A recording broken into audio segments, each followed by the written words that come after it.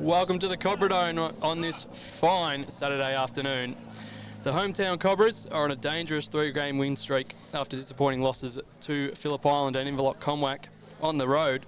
The streak sees them back in contention for the top 3, sitting just 4 points away from their opponents today, Tooradin+Dalmore, who aren't the same inconquerable side they were a year ago. They must win this to stay in contention for a double chance, sitting 6 points away from the second place Phillip Island. For the Cobras, a win can see them break away from Narnagoon and surge towards that 3 spot. It's an absolute blockbuster any way you look today. It's a Fairhaven Homes match of the round. I'm your commentator Aidan Box, and here with my co-commentator Bailey Allen. Baz, what are your thoughts? Yeah, we were talking off air about how good of a clash this is going to be. Of course, these teams faced off in the very first game of the year, and it was Tooradin winning by a total of 40 points. And that game was a really close contest up until about half-time, where Tooradin, they just absolutely launched off and had a great second half. But since then, Cora+Lynn, they've really improved, and you'd find maybe last year that they would have fallen by, that 40-point or so margin against the really good teams all year, but this year I've noticed they've been a lot more competitive with those upper echelon sides. Like a game I think of was the Inverloch game we called about a month ago, and they went down by 24 points, but geez, they were in that all day, the Cobras. So with that being said, with the exclusion of Peeva Wright, who's missing today for Tooradin, I'm actually going to be tipping the Cobras to get the Chockies today, Aidan. Yeah, it's something that's been talked about a lot. I remember we did the game when they played Phillip Island at the Kennel, and at that time we were saying they're the dark horses in this competition. They look really dangerous. Their forward line's so potent. And then they went down in that one by 31 points, and it was another one of those second half drop-aways where they let just goal after goal after goal out the back on that day, and it's happened on too many occasions this year for the Cobras. So today I'm really excited to see if they've lifted their defensive effort, because that's the only thing holding them back. We know how potent their forward line is. They've got the leading goal kicker in Nathan Gardner. He's got 69 goals on the year, which is incredible. They've had Ryan Gillis obviously return as well, who's very potent up forward. So all they have to do is shore up that defence, and I think they're a chance today. But obviously the reigning premier, they have to win this game, and I think they're going to bring their A game. It is a big loss not having Peeva right in the middle.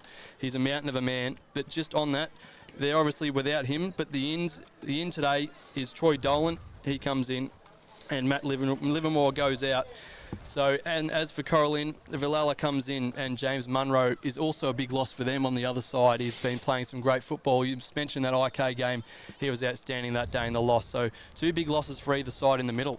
Yeah, well, Munro, that's going to be a big loss any time for Cora+Lynn, but I think at this stage they'd definitely be used to not having him in the side. I don't think for Sean Sparks, who's been playing a month of footy himself now, I don't think he's going to be, only having his game plan revolve around Munro when he's only going to play a handful of games. As he's obviously on Casey Demon's duty in the VFL for most of the time. So I don't think it's as devastating as some people would think. They've definitely got other guys in the middle, including the new signing they've got about 2 weeks ago in Josh Cochrane. He just came over from St Kilda City from the SFNL, and he's about 6'1" and more of like a Jackson Briggs type. He can be a real game breaker. So yeah, I'd say Tooradin are definitely hurt a lot more by their outs today, Boxy. Yes, it's an absolute blockbuster either way you look at it though. And a few things we must mention. Congratulations to Andrew Proctor for the Seagulls playing his 100th game, and Cooper Bassett, the young under-18s player, played all his footy at Tooradin+Dalmore. He makes his debut in a massive game. It's TAC Victoria road safety round. Make sure everyone is careful on the roads, because everybody has someone important to drive for. So we're nearly set to go here. Some of the best umpires in the business we've got today. Jesse Boyd and Jake Dennerly. We had them last week for our match at Currumburra-Bina. Great crowd in here today as well. We've had a few comments already. One of the biggest they've had this year. Everyone around knows how important this is. It's 3rd versus 4th. We're in the middle. Up goes the ball. And Thomas just grabs it and gets the kick away straight away to Rout. Rout puts him inside 50. Gardner, will he fly? Can't take the mark. Punts away from behind. And the Seagulls win possession deep inside 50. So a rapid start here for the home side. And just as we mentioned in the pre-game show, Pever right, you're going to lose a lot of clearance today if you're Tooradin. So this one's punched away by the Seagulls. Comes back towards the 50, Machaya. Hands it off, but straight to Brent McCaffrey. He just skies it up towards the wing. Big contest forms, punch to the front. Little nook away, handball over the back, doesn't go very far. And they're contesting for it in there. It's kicked away. Body's climbing after it. Back in the middle now. And I think this is a free kick. Yes, the Cobras have won it.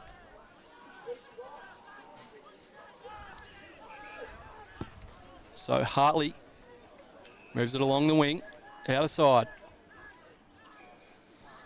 Still under a minute gone in this first term.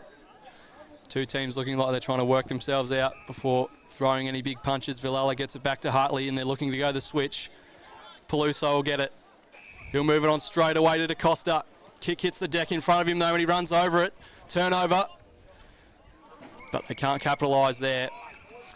Ball out of bounds. That's going to be interesting today because you see Tooradin, they like to play in the wings a lot. Not often do they go directly through the middle and play that explosive sort of brand like Cora+Lynn does.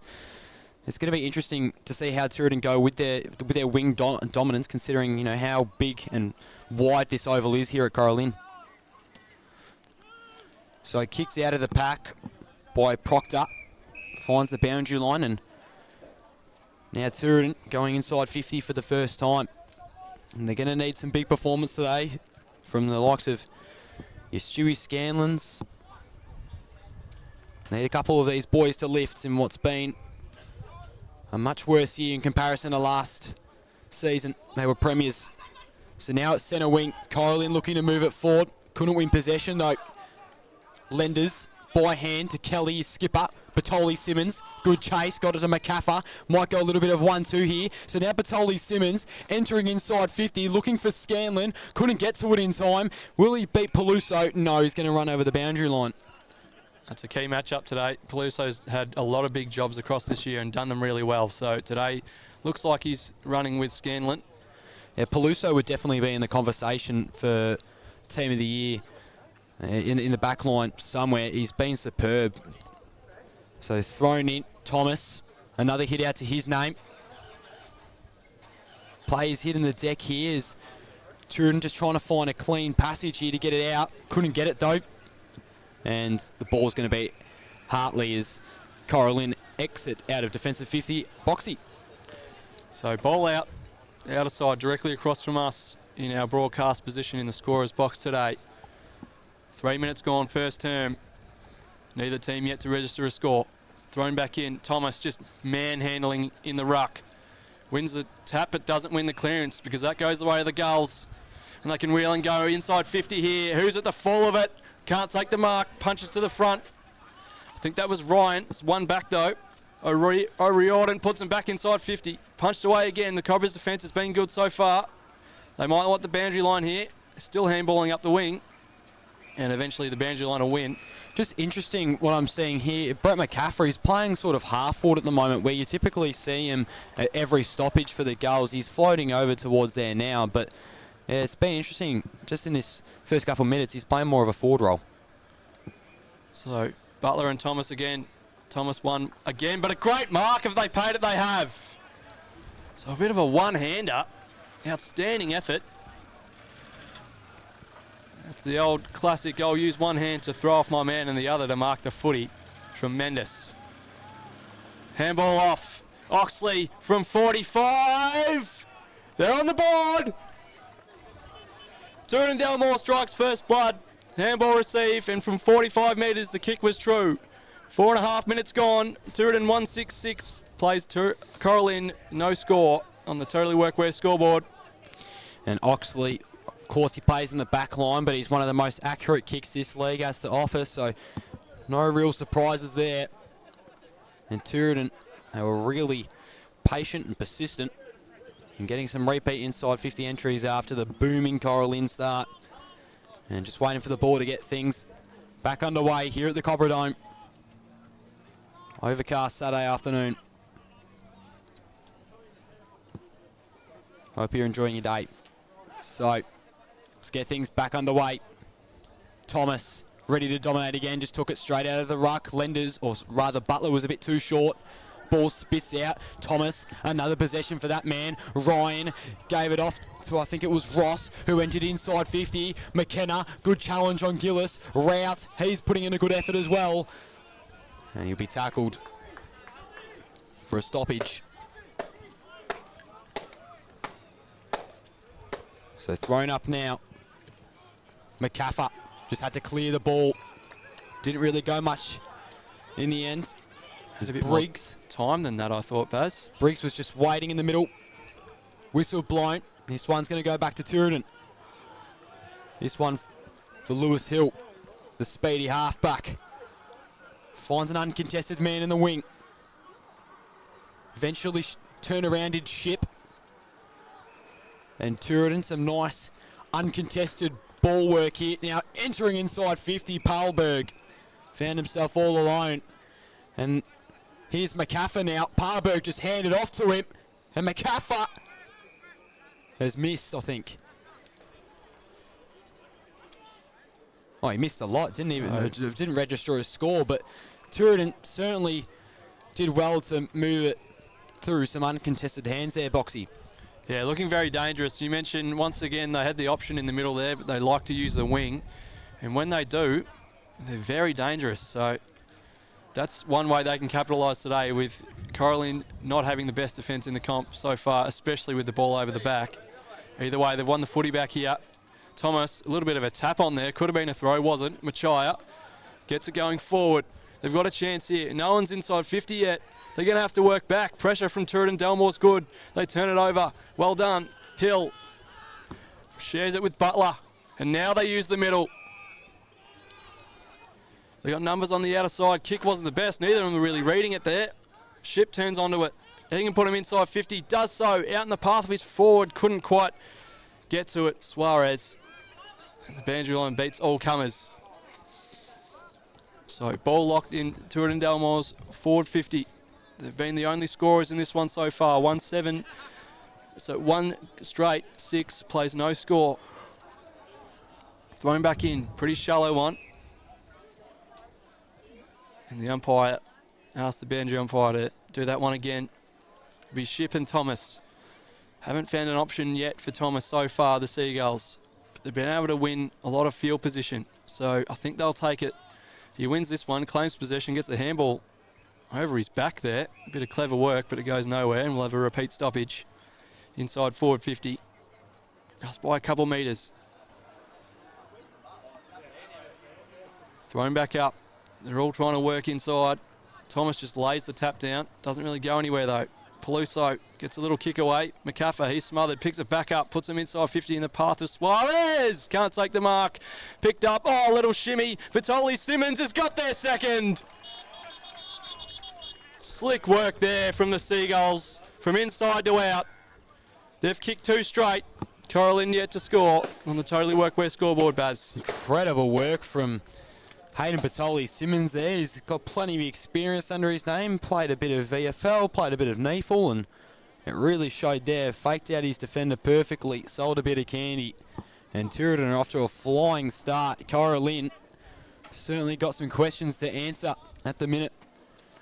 You'd expect this defence to really just be tight-knit from now on. Something we should mention as well. I was going to bring it off the top, but obviously we didn't get time. I was really looking for a big game out of Brent McCaffer today. They're in a point where they just have to keep winning to keep their spot going and that chance at the top 2. And he's their man. Obviously, last year he was tremendous. Team of the Year, League BNF. And he started really well so far. Yeah, I don't think he's necessarily been at the level he was at last year, but so far in this game he is certainly in 2022 form. Thrown back up in the centre circle. Thomas. There's McCaffer there. And then again, puts it up forward. Palberg couldn't read it properly. Still should get the inside 50 entry. Somehow got rid of it. Now Cora+Lynn looking to rebound. Villela, he's back into the side this week. Kicks it out to Ryan on the wing. Couldn't get the clean possession. Tooradin pressuring really well there on the outside. Straight kick. Just looking for a teammate there. And then Ship puts it up forward. Good lead out. Wonderful lead, and I think that was looks like Scanlon perhaps. Trying to see the number on the back, but I think it is. I think it is Stewie Scanlon. He's one of the few people wearing the long sleeves today, and my goodness, Tooradin, they are really making me look silly here. Tipped Cora+Lynn, of course, before, but here's Scanlon now. That's a fair kick from 50 metres out. Has missed off to the left boxy. He's in the game though. That'll be great for his confidence. Just being able to beat Peluso to the ball on that occasion. Didn't really have to lead too much. It was a bit of a tumbler. He took a great mark diving forwards. So, early days. He's only scored the one behind, but he's winning the match up so far. Sparks, the coach, will bring him back into play. Big contest there. McCaffer roves well. Moves it. Here's Lumby. Puts him inside 50 with a handball. Doesn't hit the target. They scramble for it. And they move it well, the Cobras. There's a player on the ground there, not even moving. There's a Cobra down. Out of side. I think that's Sparks as well. The half-back flank.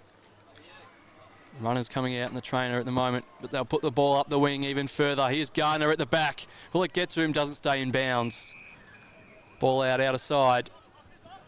11 and a half minutes gone first term. The Seagulls still lead it by 13 points. Cobras would love a first major here. It'll be Lumby, and this time, Matt Ryan. Ryan wins the tap, but straight to the Seagulls once again. They've roved the tap so well, and they move it inside 50. Scanlon's 1-on-1 with Peluso. Shrugs him off and takes the chest mark. And that is the exact danger the Cobras face today. 1-on-ones out the back. It killed them against Phillip Island, killed them against IK, and so far, it's killing them today once again. Not much Peluso could do there. It was a great kick in the end by Johnny Duff. Cora+Lynn's defence of the inside of the fat side is just it's subpar really. So Scanlon, second shot in a matter of minutes. This one's much easier from straight in front. He's got their third. No worries about that. Tooradin Delmore, 3-1-19. Play Cora+Lynn 0-0. No score on the Totally Workwear scoreboard. Just under 12 minutes of play. And you really think, like we mentioned, Thomas with the ruck duties today, and of course Tooradin being a bit undersized in that department, and we thought that Cora+Lynn were going to dominate the clearances and they were really going to get up and about, but so far they just haven't really won in that statistic. And I've just found out who went off there was Josh Cochran. As it goes up forward looking for Gillis. McKenna has been really accountable in this first 10 minutes or so. Gillis crumbed it well though. Machea, kick went well over his head. Uncontested mark and defensive 50 for the goals. So now Lenders plays on immediately. Calls for someone to lead. Has to kick it out into space on the wing. Ship almost marked it. He's been great today. Copped a knock to the head as well. So what can the Cora+Lynn Footy Club do here? Not much. Turn it over. Bassett on debut. Got it to Adams. He sent it up. Looking for, I think it was Adams in the end. And they're going to call holding the ball there. Lumby taken down in a tackle by Peluso. DeCosta put in a good fight as well. So in the middle now, the Cobras. White to Walkus. Is slowly moving it at the minute. Seeing it inside 50. Good overhead grab from Ryan. Now, will he go for it? He's about maybe 60 or so out. Walkus was running for him. He's going to kick it across. Moncton left wide open. Good vision from Ryan. Didn't get too flustered. And Moncton, he's now got a kick from about 50 metres out boxy. Yeah, it was great work from Moncton as well to hold his width. He obviously could have let up, but he knew he was in the right spot. Terrific kick again, as you mentioned. Certainly. So Moncton strolls in. This would be big. They need it. And not today, though. Goes slightly off to the right for a minor score. But Cora+Lynn on the board, 8 and box. So they get their first point of the day, albeit a behind. So that 1 point plays Tooradin Delmore's 3-1-19 on the Totally Workwear scoreboard. Oxley Brings it back into play. It'll fall right in front of us. Big contest, almost the mark not paid. Lumbie moves it on. They're moving again out the back here, but Sparks should clean this up. DaCosta, great grab with courage. So good to see the Cobras have cleaned up that work already, but DaCosta's kick's not the best. Almost a turnover. They've still got it in their hands here though. Can they move it on? Ryan shrugs off his man. Flicks it across to Walker. He can't take clean possession though. So Proctor, he's caught holding the ball.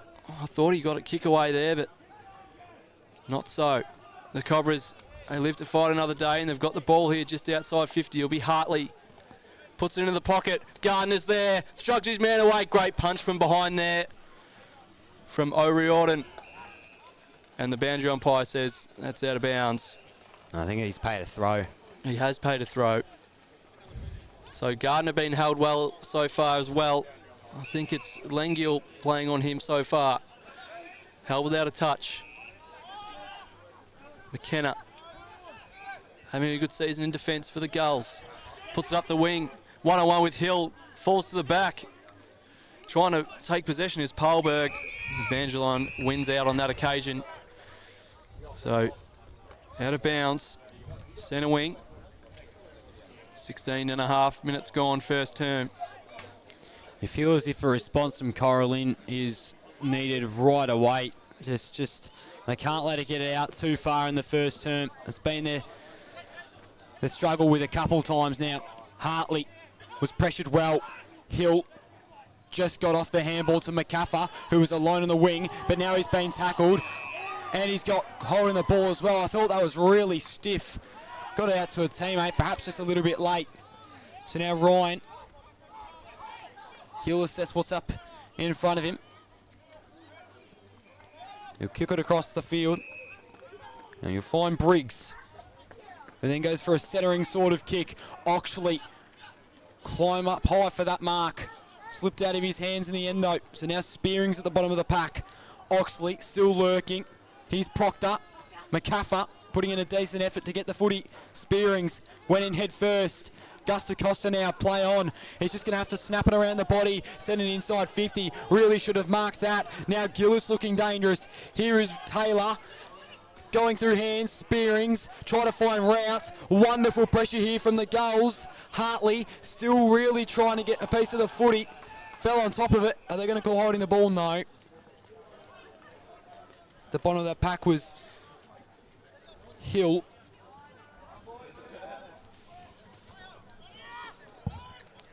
So here's Spearings again.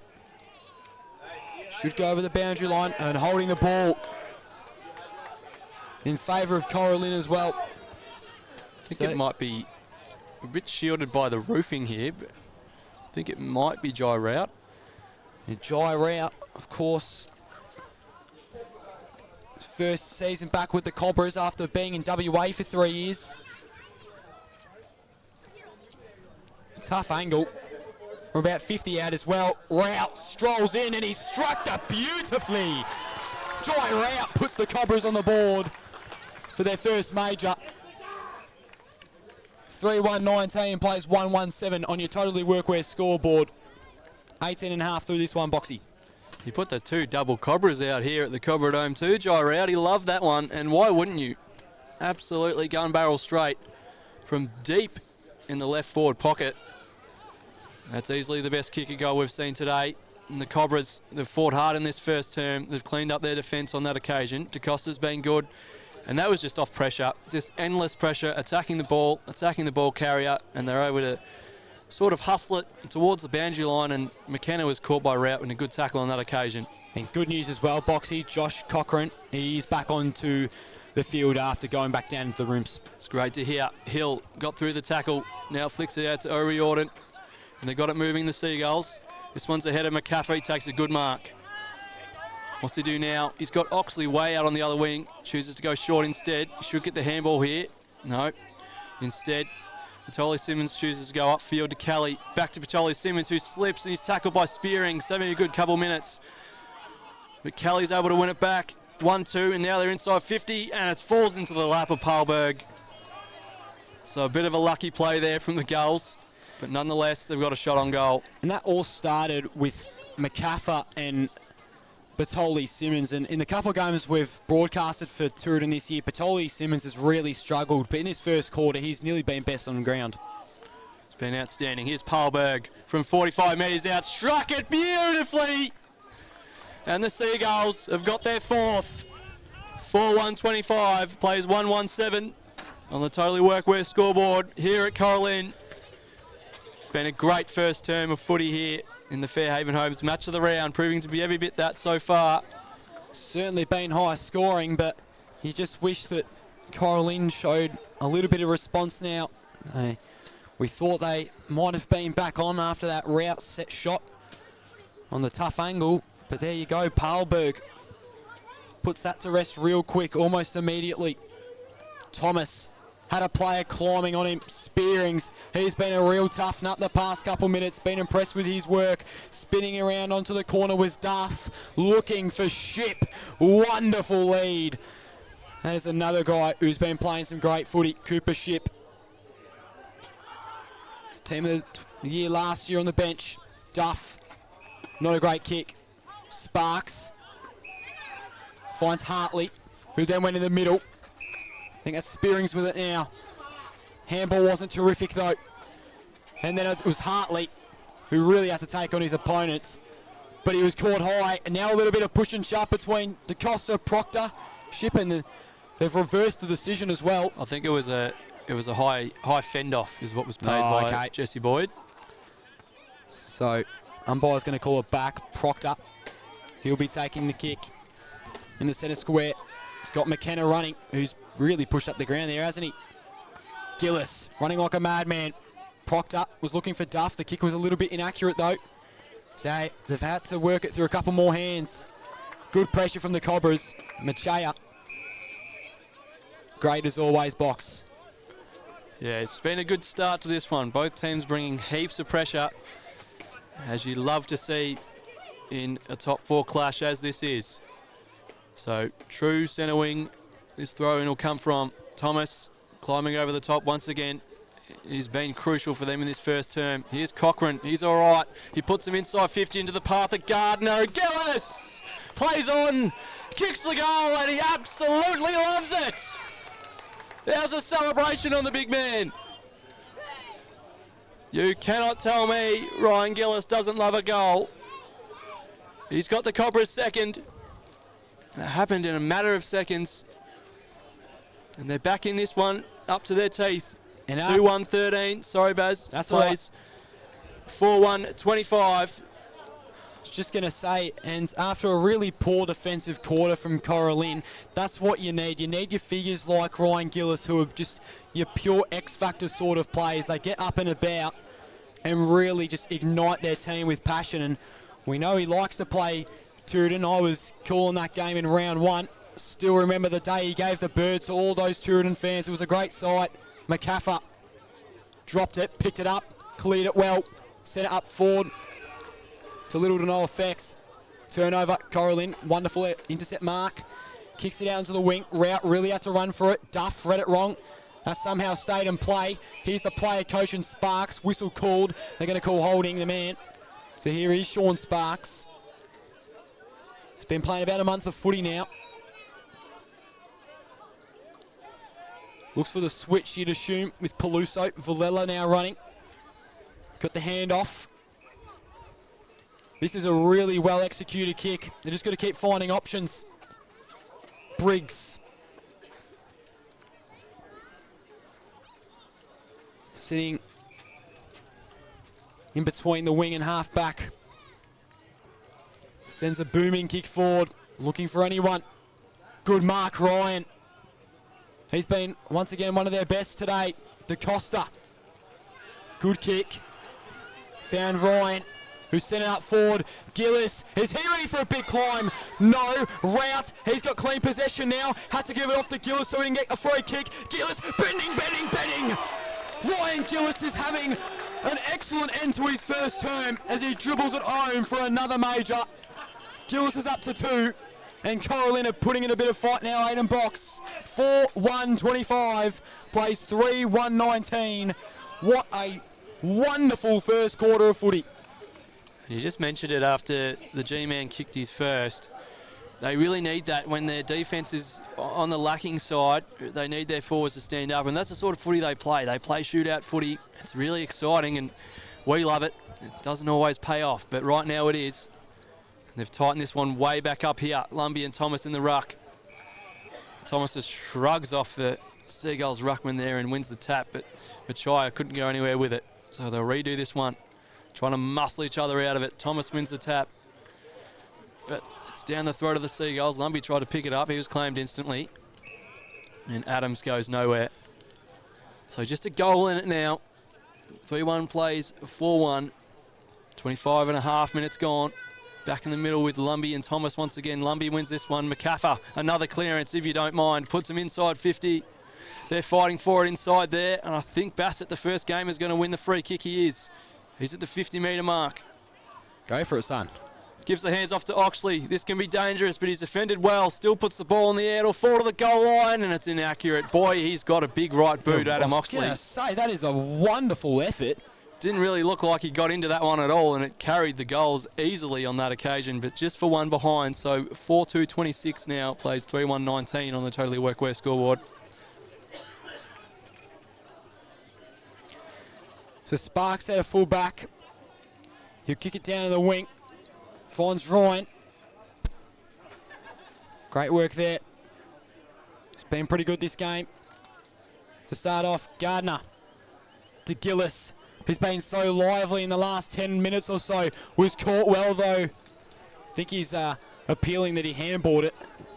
Not a bad reason neither. So here's Hill. He's quick. He's going to go for a run. Kick's not accurate. Peluso grabbed it and took off. Really chucking on the Jets there. Lockie Peluso. He's running into space. Got his man slipping. Didn't dispose of it correctly, but wasn't tackled, so it didn't matter. Rout. They need to get it forward. They're running out of time, Cora+Lynn. Rout on the right. Puts it out forward. Good lead. Sliding mark there for Ryan. Luke Ryan. And he's been caught. No free kick's going to be paid, though. Over the boundary line. And you'd be a little bit frustrated there if you're Luke Ryan. Went just a little bit off his line. 27 and a half minutes. 7 points separating these two clubs. It's been a great clash so far.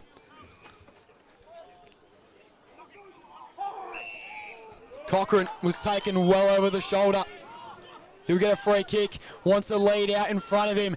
Gardiner, can he take a good overhead grab? He won't be able to. Oxley, here's Gardner again. Goes around the body and goes over the boundary line instead of the goal face. Take us underway, Boxy. So ball out, deep in the right-hand forward pocket for the home side. 28 minutes gone. They trail by just the 7 points. Thrown back in. Beats both ruckman, falls in the lap of McCaffrey, and he's got another clearance. This one fall in the centre square and be picked up by Sean Sparks, you'd think, but he makes a fumble there and runs over the football. They're able to clean up, though. Here's Payne, but he's turned it over and they're out the back. Here's Scanlon. He can run and take a bounce. Puts a searching ball to the goal square. Ship, will he make it? No. The ball will bounce over through the behinds. Probably had a little bit more time there, Scanlon. He probably should have looked for Ship as well. Ship had a lot of distance on his opponent. I won't say that that's not beyond him, though. He's a very talented goal kicker, so probably worth having a shot if you're that calibre of player, but on that occasion, just the miss. So 4-3-27 now. The Seagulls plays the Cobras 3-1-19. So bring it back into play. Thomas is under this one, and that'll do it. An electric first term here at the Cobra Dome. Sees the visitors winning it by 8 points at the moment. We've played one quarter of football, 3 more to come. Absolute rippers here. And we'll take a break and be back with you to bring them to you after this.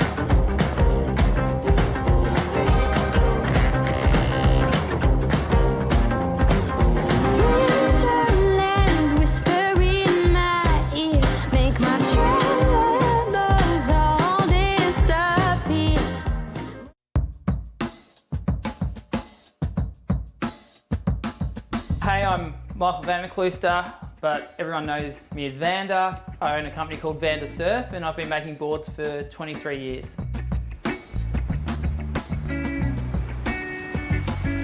When I started, it was all hand shaping and templates off the blank, and then as CNC surfboard shaping machines came into more availability, I started designing on the laptop and designing in 3D modeling.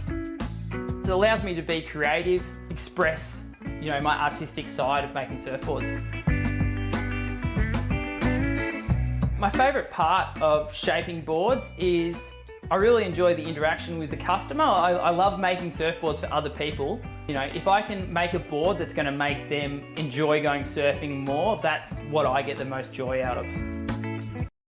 This is a story of a community that likes to work hard, digging, fixing, building, keeping people safe, or just lending a hand. A community that all have one place to come together, where they're spoilt for choice and good service is everything. And although there are stores all over Australia, the owners are as local as they come. Totally Workwear, clothing your hard-working community.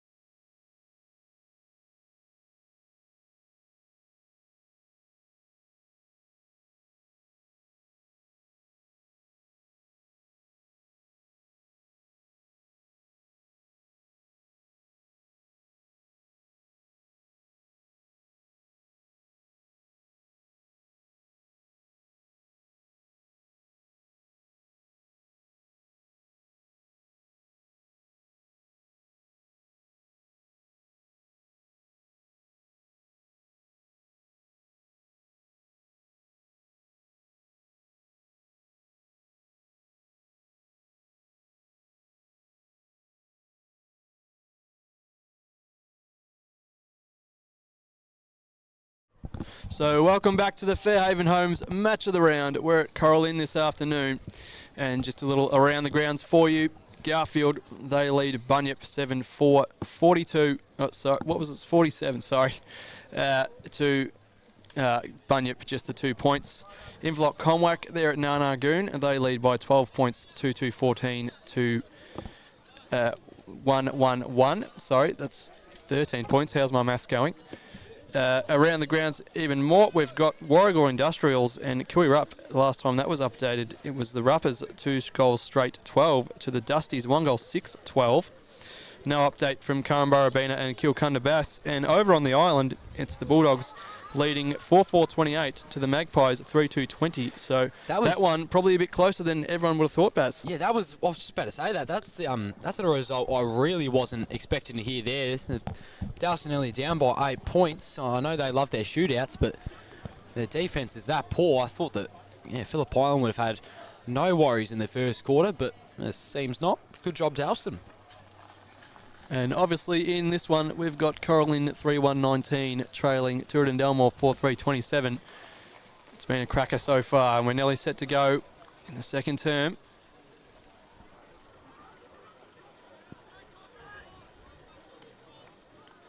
Back in the middle with Big Will Thomas, who absolutely dominated the ruck duties in that first term. I think the Seagulls tried about 3 or 4 different people against him. No one had real success. So there goes the siren to start the second quarter. Thomas and Butler. Butler wins it on that occasion, but DaCosta gets to it first. Sinks his left boot into it. It'll bounce over the pack at centre half forward. Can they knock it on? No, they can't. Hill gets to it. He runs over the football. They're fighting for it. And there's a stoppage. Centre half forward for the Cobras. 15 seconds into this second term. They trail by 8 points. Thomas and Butler once again. Thomas wins possession, but he's smothered. And back at the bottom of the pack there was Machaya. He was tackled by Lenders, and we'll do it all again. This one's tapped by Butler, falls to the back of the pack. Sparks gets the handball off towards the teammate, misses him. And now it's Ross. Big left boot floater. Gillis punched away by McKenna, did well. Kelly back to McKenna. Here's Walkers. Shrugs off the tackle. Handball forward. There's a chance here. Ryan couldn't quite get onto it. And they played on. Bit of feeling inside 50. And we'll have a stoppage. Sorry, Boxy. And although McKenna let Gillis kick a couple late in that first quarter, he's been really good down back today as per usual. Sure has, as Ryan's left boot goes to the top of the goal square. Gardner, can he wheel around? Instead gives a handball. Thought he could have wheeled onto his left there. Either way, it's in the hands of McKenna. And the Seagulls exit, Baz. He's kicked 69 odd goals, Gardner. I feel like you just got to kick it. Anyways, at the wing, Ship looking good. Didn't get there in time. Falling away from the ball. Hitting the turf was the Cora+Lynn midfielder there. Great mark. Sends it up forward. Looking for Ryan. Lenders got up there first. Now McKenna. Here's Oxley. Sends it out forward towards Ship. Try to use the body. Umpire wasn't having any of it. And he'll pay the free kick. So I think Villela wants it across here to his right, but looks to be Briggs, and it is. He'll just send it out forward instead. Machaya is being quiet in this one to start off. Goes over the boundary line. Been a great contest here at the Cobra Dome.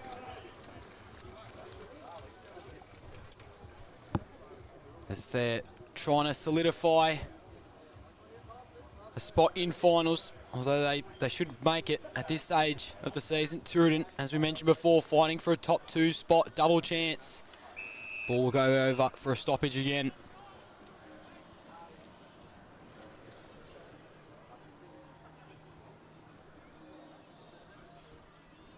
So we'll get back underway. Thrown in. Thomas is trying to hold his own there. Butler put in a terrific challenge. Lenders. Possession of the footy. Had to snap it around his body into space. Uncontested was Trent Adams. Looking for Parberg or perhaps McCaffer. Found the ladder. He'll kick towards Proctor, who was knocked late. He'll play on straight away. Looking for Hill. Big climb. And Lewis Hill was team of the year last year on the wing. And no surprises there. Certainly one of the taller players in this squad. And directly in front, 20 metres out, should have no worries. And he won't. Hill puts the 5th goal on the board for Tooradin Dalmore. So another great build-up down the wing, and you see their skill level. It's just superior today. We're perfect conditions for football here at Cora+Lynn, and that was just a bit more of 2022 Tooradin Dalmore right there, just massaging the ball down that far wing and finding Louis Hill, who's also got a bit of X-factor out there.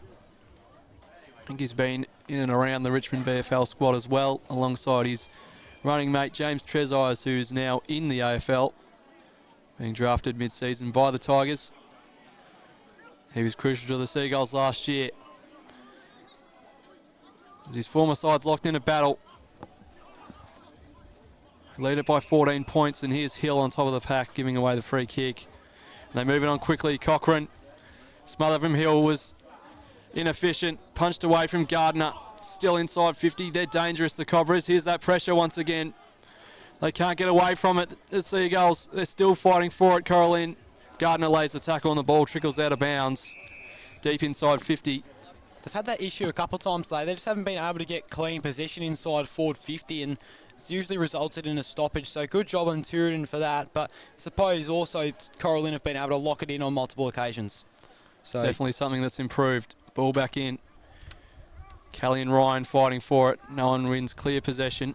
Now the kick comes away. It finds a body in a white jersey, which is good for Tooradin Dalmore. Great mark. Back with the flight, Thomas. Turns it over, gets it back.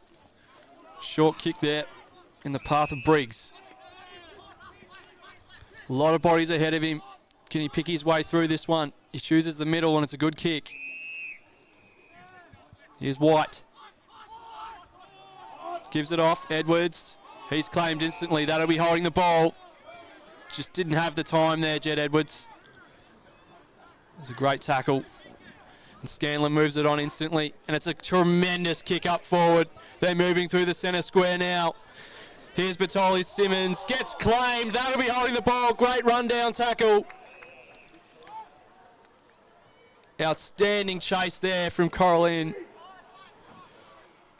And White having a good minute there.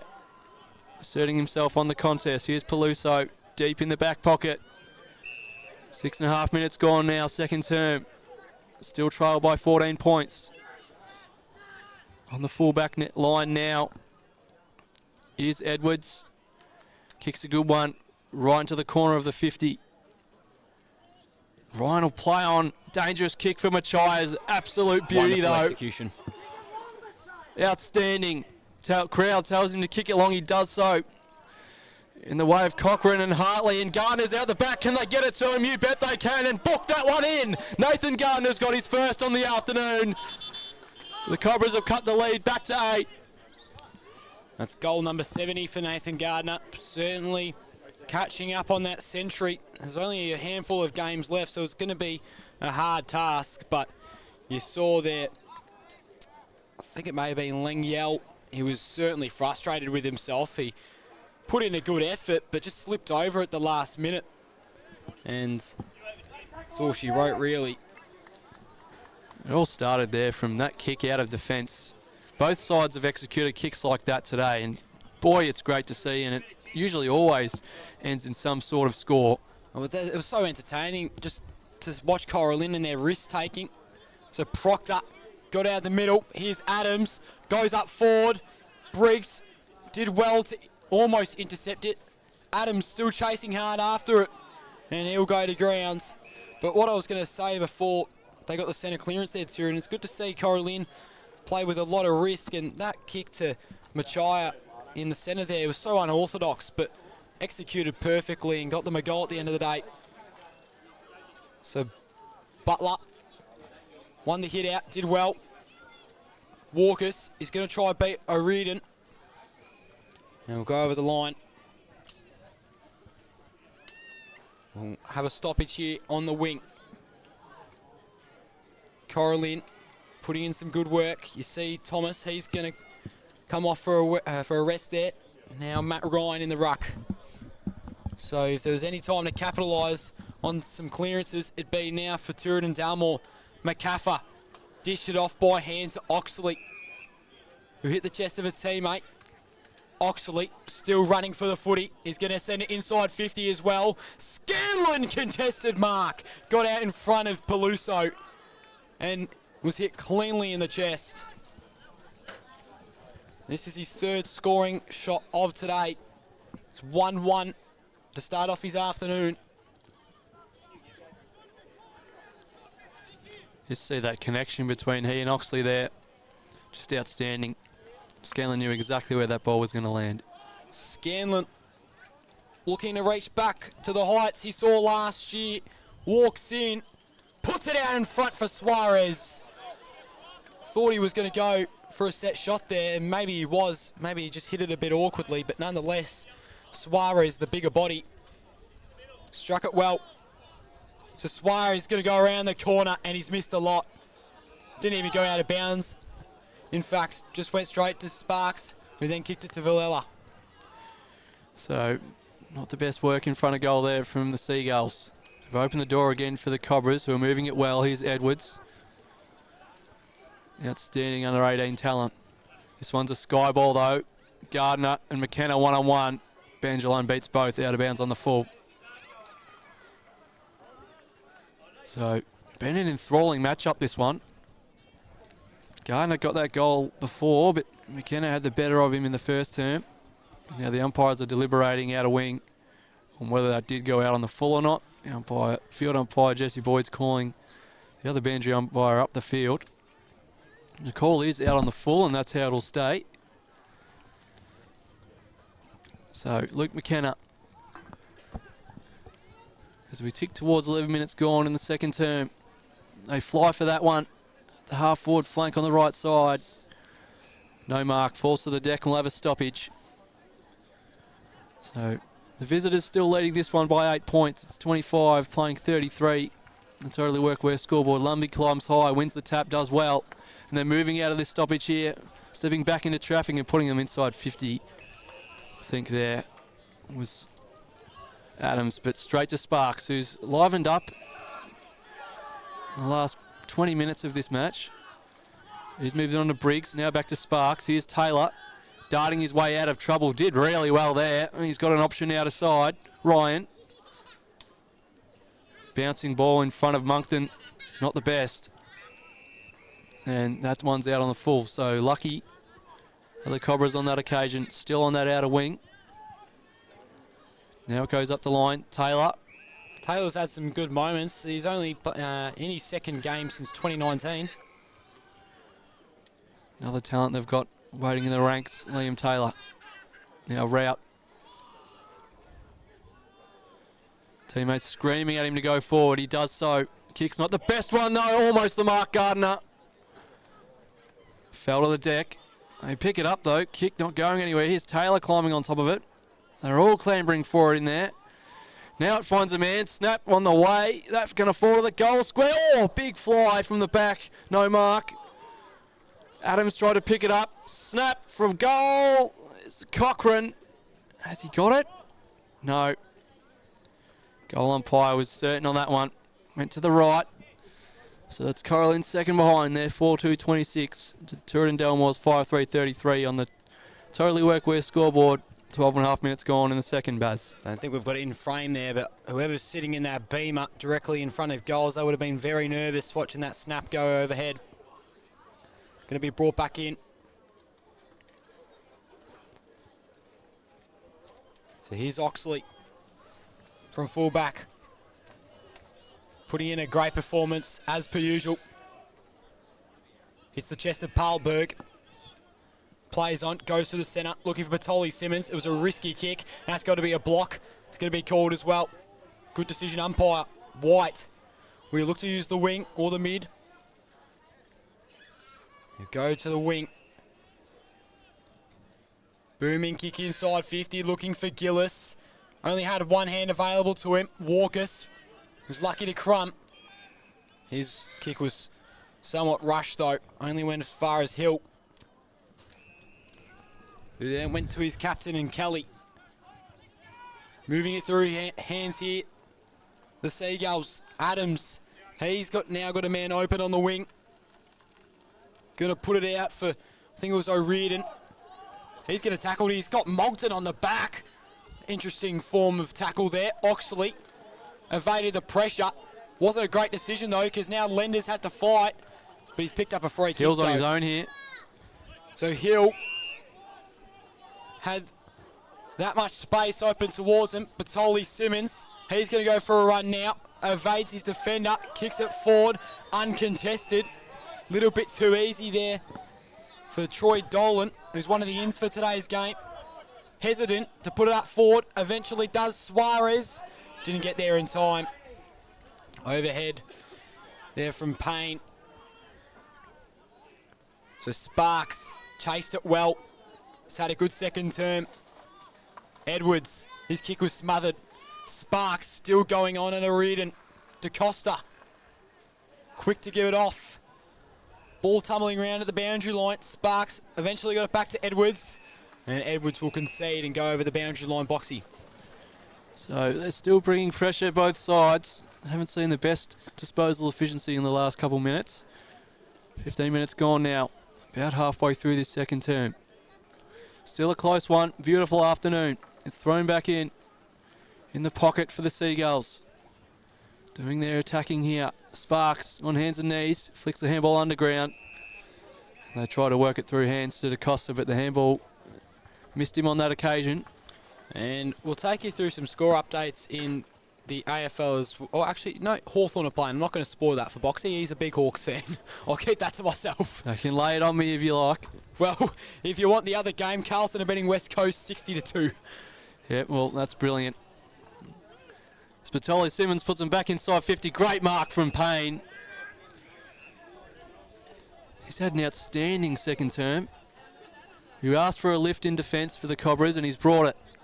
Moves on to his coach. He's told it wouldn't go far enough, so he's put under pressure. Now the handball to Briggs. He'll have to give it off quickly. Does so. Edwards. Peluso.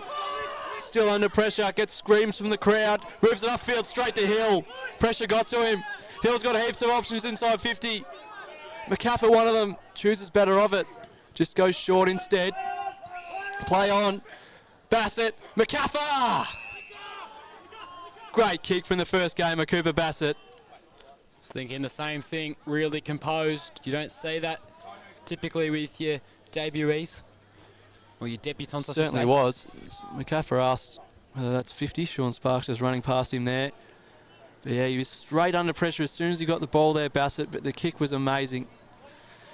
And here's Brent McCaffrey. Best player in 2022 in this competition. Can put them clear once again. Kicks on the way, misses out of side. 5-4-34, plays 4-2-26. 17 minutes gone, second term, Baz. So Cora+Lynn, they've struggled to get it back into their forward half of the ground in, say, the last 5 to 10 minutes. Briggs is going to play out of the square. Has to send it up to the pack conforming there on the wing. Here's Thomas. Put a hand out in front for Spearings. Didn't really gather anything though. Here's Adams. Gave it off to Hill, who went up forward looking for Ship. Two Cobras nearly ran into each other in Briggs and Monkton. Now Payne. DeCosta. Will they go through the middle here? No, they won't. Gardiner. He's pushed up the ground here. He's got Walkers out in front of him if he wants to use him. The kick was subpar. Still hit the chest of a teammate though. That was certainly an interesting looking one. He'll hesitate a little. Put it up forward. Kick went well over the teammate in Liam Taylor. Cora+Lynn one holding the ball. Trying to rip it free. Peluso was taken high. And he'll get a free kick. Well, not Peluso, rather. Just trying to see the number on them. Hartley. So Luke Hartley debuted as an under-16s player in 2018. Well renowned Cobra Junior. Hasn't had too shabby of a performance today either. Hartley walks in. Successful as well. Great set shot form there. And the Cobras are inching closer.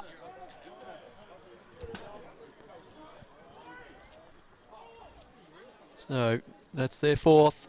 4-2-26, plays 5-4-34.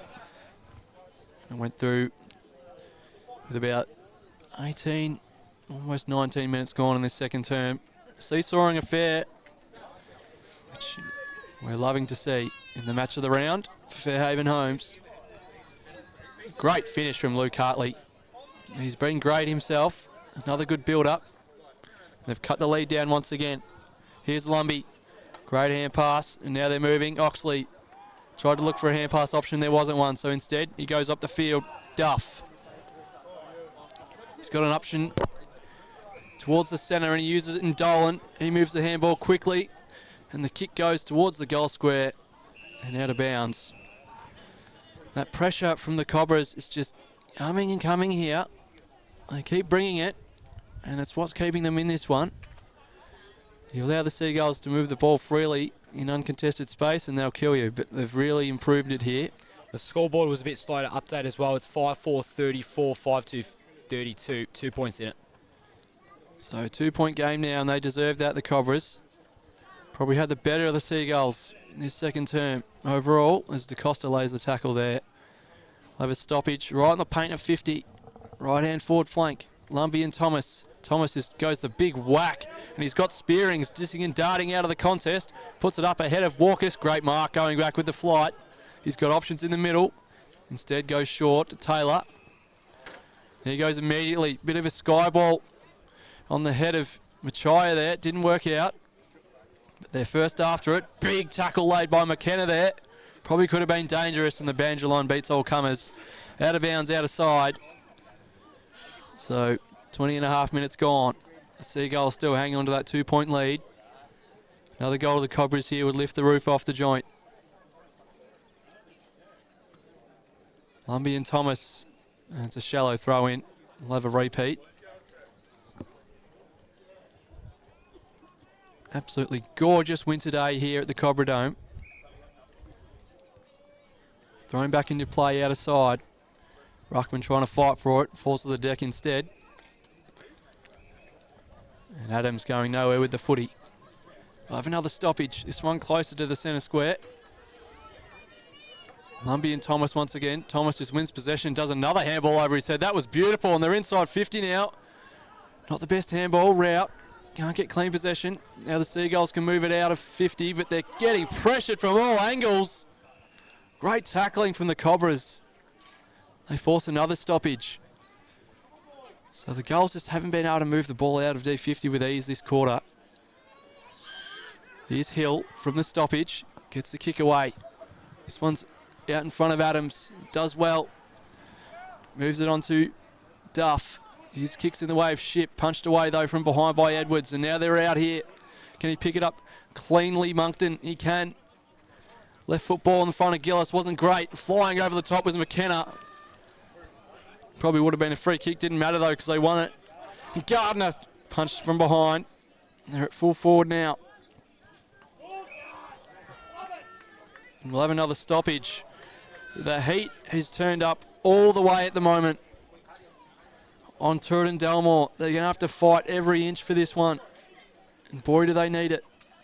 Lumbie and Gardner on this occasion. Lumbie just gets thrown away but wins the hit out. Well done. Went nowhere though. And we'll have another stoppage at 30 metres out from the Cobras' goal. Gardner and Lumbie once again. This one's won by Gardner, but straight to Tooradin Delmore, and the kick goes back up the wing. Ship on a 2-on-1. Comes to the front, Adams. Here's Duff, rather Dolan, and he's tackled out of bounds. We'll have a throw in out of side. 23 minutes gone. Tooradin Delmore still leaded by 2 points, Baz. Cora+Lynn have been superb in this second quarter. It's just whether they can maintain it. It's been the struggle against the top sides this year. Thomas, good hit out to Spearings, who went to Costa, evaded well, then put it out for Gillis. He was pushed over the line by McKenna. No free kicks going to be paid today.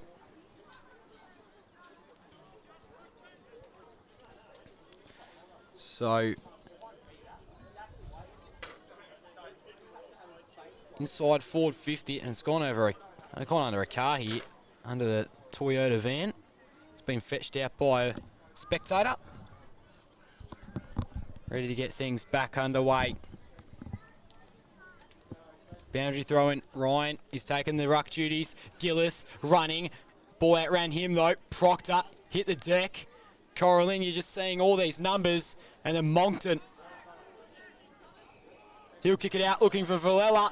Hill, flying punch. Well done. Ross had to find an option. Went back out to the Costa outside the forward 50. And then his kick wasn't much better. Mark couldn't be taken though. Rebounded off his hands. Machaya dished it off and was a bit inaccurate for Villela. So now we'll have another stoppage, this time in the forward pocket. You just smell a Cora+Lynn goal coming. It's not a lot of time though. 25 minutes through this one. Was a whistle blown? And it was. Now to another boundary throw in. Thomas versus Lumbey in the ruck. Haven't been too bad today, the Tooradin rucks, and there's an instance of it. Ship was pressurised by two different Cobras, still marked it well, plays on, goes off his line. Hill is going to really have to work to receive the footy. He did, takes a bounce, then holds himself up a little bit. Low kick, no good. Briggs at centre half back.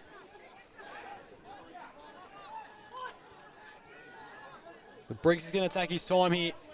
You go out towards the wing. Ball beat out Oxley.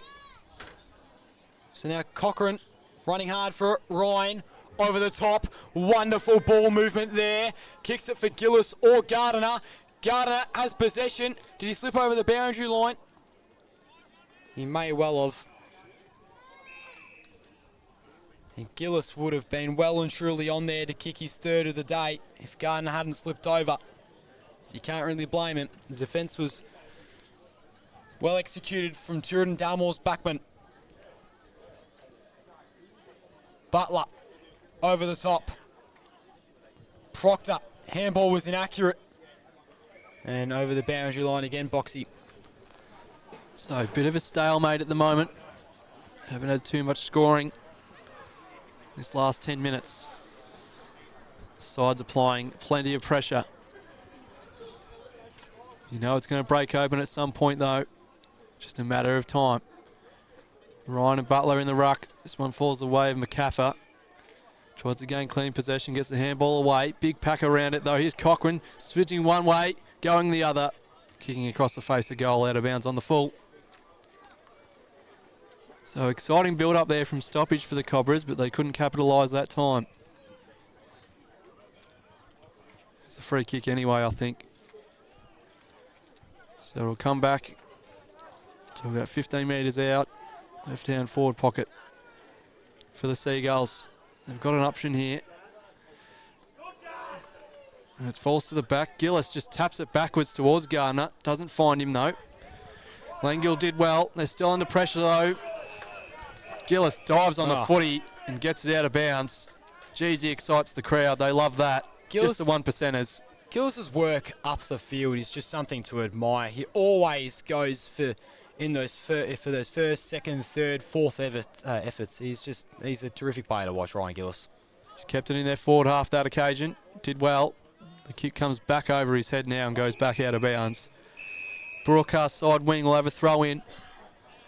As we tick towards 28 minutes in this second term, Siren will probably go the next minute or so. So we're in red time. It'll be Thomas and Butler once again. Tooradin Dalmore still lead it by 2 points, and there's the siren.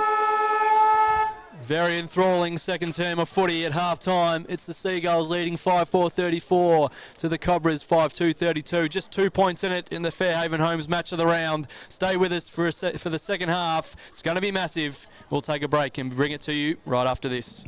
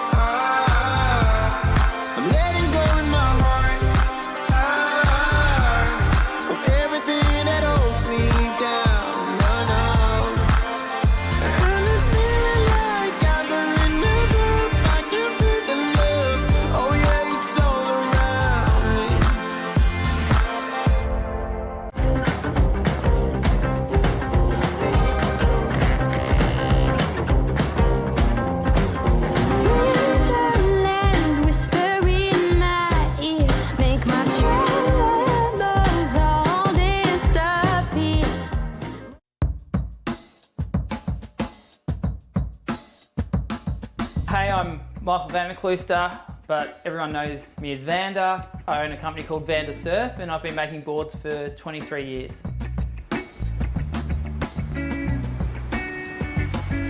When I started, it was all hand shaping and templates off the blank, and then as CNC surfboard shaping machines came into more availability, I started designing on the laptop and designing in 3D modeling. It allows me to be creative, express, my artistic side of making surfboards. My favorite part of shaping boards is I really enjoy the interaction with the customer. I love making surfboards for other people. If I can make a board that's going to make them enjoy going surfing more, that's what I get the most joy out of. This is a story of a community that likes to work hard, digging, fixing, building, keeping people safe, or just lending a hand. A community that all have one place to come together, where they're spoilt for choice and good service is everything. And although there are stores all over Australia, the owners are as local as they come. Totally Workwear, clothing your hard-working community.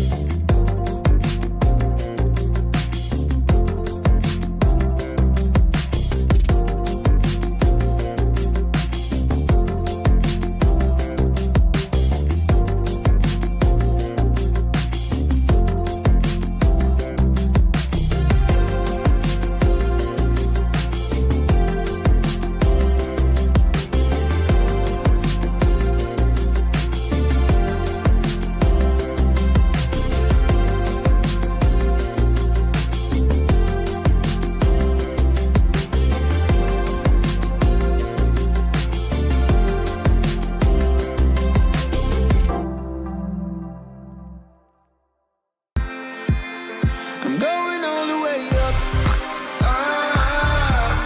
I'm going all the way up. I'm letting go in my heart of everything that holds me down. And it's feeling like I'm in the groove. I can feel the love. Oh yeah, it's all around me.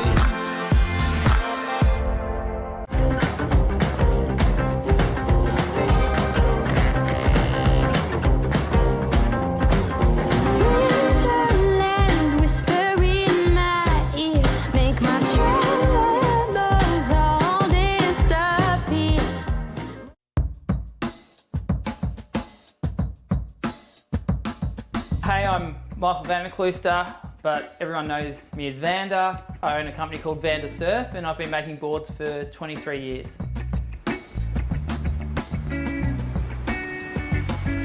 When I started, it was all hand shaping and templates off the blank, and then as CNC surfboard shaping machines came into more availability, I started designing on the laptop and designing in 3D modeling. It allows me to be creative, express, my artistic side of making surfboards. My favorite part of shaping boards is I really enjoy the interaction with the customer. I love making surfboards for other people. If I can make a board that's going to make them enjoy going surfing more, that's what I get the most joy out of. This is a story of a community that likes to work hard, digging, fixing, building, keeping people safe, or just lending a hand. A community that all have one place to come together, where they're spoilt for choice and good service is everything. And although there are stores all over Australia, the owners are as local as they come. Totally Workwear, clothing your hard-working community.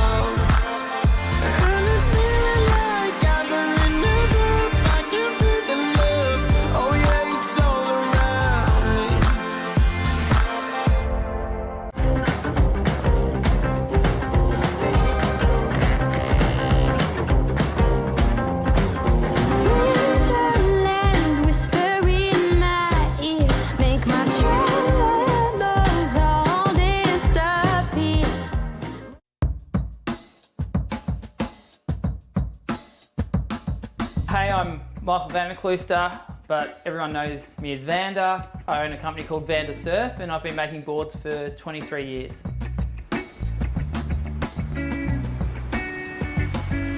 When I started, it was all hand shaping and templates off the blank, and then as CNC surfboard shaping machines came into more availability, I started designing on the laptop and designing in 3D modeling. It allows me to be creative, express, my artistic side of making surfboards. My favourite part of shaping boards is I really enjoy the interaction with the customer. I love making surfboards for other people. If I can make a board that's going to make them enjoy going surfing more, that's what I get the most joy out of. This is a story of a community that likes to work hard, digging, fixing, building, keeping people safe, or just lending a hand. A community that all have one place to come together, where they're spoilt for choice and good service is everything. And although there are stores all over Australia, the owners are as local as they come. Totally Workwear, clothing your hard-working community.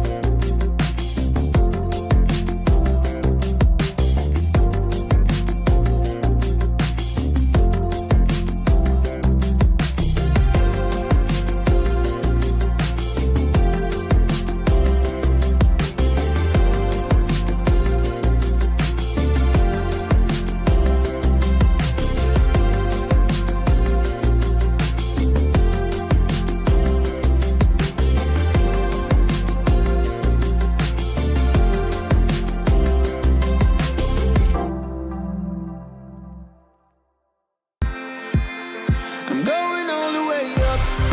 Ah, I'm going all the way up. Ah, I'm letting go in my heart. Ah, of everything that holds me down. No, no. And it's feeling like I'm in the groove. I can feel the love. Oh yeah, it's all around me.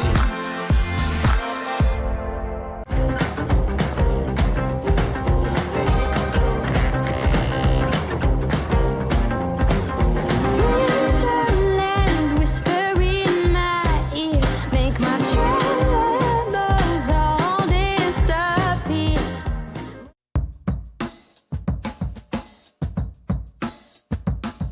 Hey, I'm Michael Vanderklooster, but everyone knows me as Vander. I own a company called Vander Surf and I've been making boards for 23 years.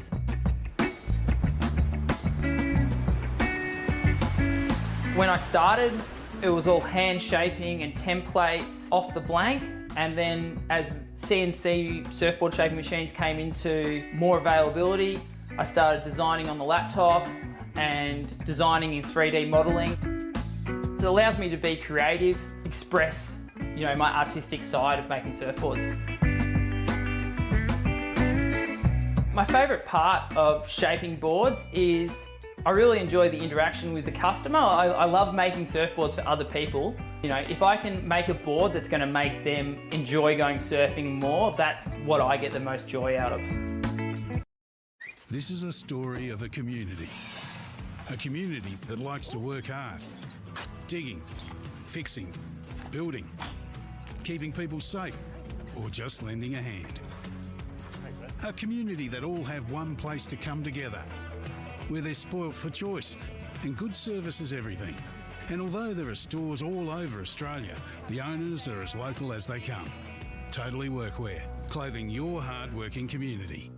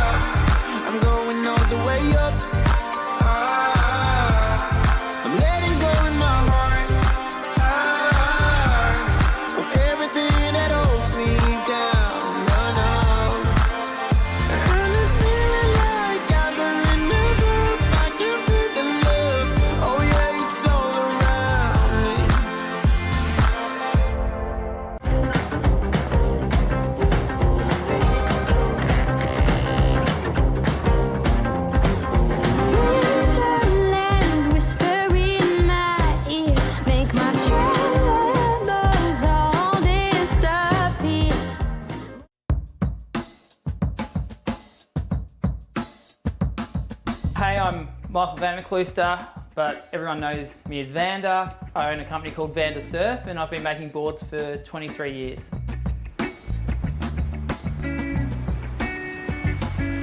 When I started, it was all hand shaping and templates off the blank, and then as CNC surfboard shaping machines came into more availability, I started designing on the laptop and designing in 3D modeling. It allows me to be creative, express, my artistic side of making surfboards. My favourite part of shaping boards is I really enjoy the interaction with the customer. I love making surfboards for other people. If I can make a board that's going to make them enjoy going. So welcome back to the Fairhaven Homes Match of the Round stream in the West Gippsland League. It's been an entertaining contest so far between the Tooradin+Dalmore and Cora+Lynn footy clubs. It's 34-32. Tooradin+Dalmore up by 2 points. And the second quarter was definitely more of a stalemate than the first, but Cora+Lynn are really just inching their way further and further towards a victory. But we all must remember that it was the first game of the year of the 2023 season, and Cora+Lynn were, I'm not sure if they were up at halftime, but they were certainly at a similar margin to this against this very football club, and they lost that one by a good 40 points after a dismal second half performance. So that is what Sean Sparks and his men would be searching for at the moment, just a bit of consistency in this second half. I'm your play-by-play commentator, joined by Aidan Box. Get us underway, Boxy. So we're back in the middle. They've chucked Suarez in there to try and combat Thomas, and Thomas still wins the tap. Ryan tried to put it in the path of a teammate there, didn't work. Patoli Simmons claimed instantly, holding the ball. So they're going to get the first clear possession here, the Cobras. Villela moves it to the wing. Edwards. Handball over the top. Ryan, another handball here. They're moving it well. Can they find an option inside 50? Gillis, just a step outside. Deep in the flank. Motions for his forwards to move in front. Finds Gardner through the hands. Rout with the crumbs. He's missed to the near side. So good, promising start from the Cobras, but not the major they were looking for. And good build up though. Gardner, he just hasn't been able to really land any contested marks. I know he's had the one goal so far, but that was out the back. You just want to see him taking those big grabs once again. But here's Oxley coming out of full back onto the wing. Hit the chest of Billy Thomas. No mark taken though. Ship put it out for Saparberg. No, Dolan, who really smacked into his opponent, was tackled in the process though. Butler. Handball was a little messy. Bit of congestion building up here. We'll have a stoppage. So as you mentioned, Baz, this quarter is crucial for the Cobras. They've lost most of their losses this year have come from third quarter lapses. Yeah, we saw it in the Phillip Island game as well, as you mentioned. Moncton was run down well, just got a boot to it. Ball escaped Walkus. Cochrane fighting for it. And he'll be held up here in the centre circle, or in the centre square, I should say. So right in the centre square, Suarez and Thomas. Thomas just throws him away, punches the ball forward. And now they've got it inside and now out. Villela claimed instantly, tried to kick the ball, went behind him. And the Seagulls claimed it, and now they're inside 50. Big contest forms. Dolan will get out the back if he picks this one up. One grab, two grab, he's got it. Kick up forward to Scanlon. Great work from Dolan. Didn't look too clean at the start, but great kick under pressure with the body hanging off him. Found his live wire forward in Stuart Scanlon, who can up the lead, which is now a point, back to 7. Kick from pretty much the identical position to where he kicked his first of the day. 20 metres out, directly in front. First goal of the premiership quarter. Stewie Scanlon comes in, and he misses across the face. Oh, that's a costly opportunity. Will that cost the Seagulls? A 5-4-35 now, plays 5-3-33. 3 minutes gone in the third term. Game's still on a knife's edge. So Scanlon was directly out in front and missed it. Cora+Lynn now can perhaps go on the counter-attack. Here's Briggs. He's had a solid game down back. Kicks it up looking for Walker or perhaps Ryan. It'll be a free kick paid. And they're going to call it back. So here is Luke Ryan. He's being classy as always. I think they'll look to run a switch here. Brady White on the flank. Kicks it across the face of goals. Finds Briggs. He'll go to Villela now. Peluso needs to get a bit of space in front of him. He will. Now who's he got forward? Payne. He's pushed up a bit towards the ground. Thomas could take a contested mark if he likes. Let's see what happens here. Peluso put it up high. Lenders did well to get up there. Even better to get a kick away as well. Scanlon tried to get over the top of Peluso and was rather unsuccessful as a free kick's been paid. Moncton. How do the Cobras counter? Edwards must go to Matt Ryan here. Perhaps not. He'll go to Walkers. But here's Hill. He's always able to get a hand in, isn't he? And then he'll find Bartoli Simmons out here at the flank. So handy, Lewis Hill. You can literally play him in any position on the ground nearly. And he'll play it well. Here's McCaffrey goes inside 50, cut off by DaCosta. Falls to Scanlon, snap. Top of the forward 50, goal square. Crum. Can't get the kick away. Good tackling late there from Cora+Lynn. They get out of trouble on that occasion. An exciting build-up again from the Seagulls, but that desperate defence has become a trademark for the Cobras today since quarter time. Punched away from inside the stoppage there from Thomas, comes to the edge. Doing well with the left boot. There I think was Ryan. He goes up the line. Big contest with Rout and Lenders. Now O'Riordan's got it. Goes back inside. Good kick. Proctor, the 100-gamer, goes inside McCaffer. Says his options, a lot of big bodies right in front of him inside forward 50. So he goes across instead. Langill. And they've moved from wing to wing here. Bartoli Simmons trying to build this one up slowly. Probably a good option with the amount of bodies inside their forward 50 at the moment. Just giving their forwards a rest and giving them some time to make space. It's just going short. Now they play on. This one will be an entry. Smothered. Well done, Gus DaCosta.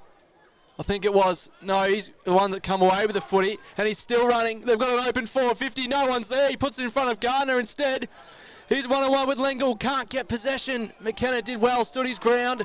Gillis climbs back on top of it. Comes back to DaCosta from 40 metres out. Shot on goal. He's missed. That should have been a goal there, 100%. And down on the field again, it is Cochrane. So, my mistake, it was Cochrane with that massive smother. And he's still down from it, but it set up a goal opportunity for the Cobras. And Gus DaCosta couldn't make it count as Rout puts him back inside 50. Gardner, what a mark from Bartoli Simmons over the top of him. Gardner, just no chance at it today. And Bartoli Simmons moves it on to McCaffer. What an exciting minute that was, Baz. Certainly was. McCaffer. He's going to run off his line here. High stakes footy at the minute. Ship versus Thomas, or rather Payne. Neither one. O'Riordan tried to help out his teammate in Ship. Ross was tripped. Still kept his feet. However, Ryan was guarded well by Lenders. Now he's just all he's got to do is pick it up. He's failed to do so, so McCaffer's had a clean possession. Machaya, good effort. Parlberg. Here's Barrett, or Bassett rather, and he's been taken. Bit of rookie mistake there from Bassett, nothing to worry about. Machaya, ball went past Lenders. He's got to tap it along, did Rout. And we'll have a stoppage here, Boxy. It's getting loud. This stoppage is right in front of the supporters. And the forward flank here for Cora+Lynn. You just feel that the momentum's with them at the moment. This home crowd is supporting them beautifully. as the 19th man at the moment. Thrown back in. Lumbie and Ryan, rode by Hartley. This kick towards the goal face is going to miss to the near side. They've got playmakers on every line, the Cobras, and they're coming to the fore right now. Luke Hartley, a great row from the stoppage. And scores are level, locked at 5-5-35. 8.5 minutes gone in this third term, the premiership quarter. And there's so many premiership aspirations on the line right now for both sides. Oxley, pressured by Gardner. Works it with Kelly, did well. Now they've got a running option. It's Adams, he's chased by Gardner. What work from Nathan Gardner there. Oh, what a fly! Butler! This last couple of minutes is something else. Butler goes wide after his hanger. Not the best kick though. They'll need to be clean here. Lenders gets a bit of help from O'Riordan. Goes off the ground. Still chasing it. Now Taylor picks it up for Cora+Lynn. Sort of dived on it in the end, and boundary line should beat all comers. It does. No, they keep it in. Stoppage anyway. What a mark from Butler. Oh, my goodness, after what was certainly a more dead second quarter, the life has been injected right back into this contest in the third term. Ryan was unsuccessful in getting the hit out. Machea, he's going to be found at the bottom of the pack here.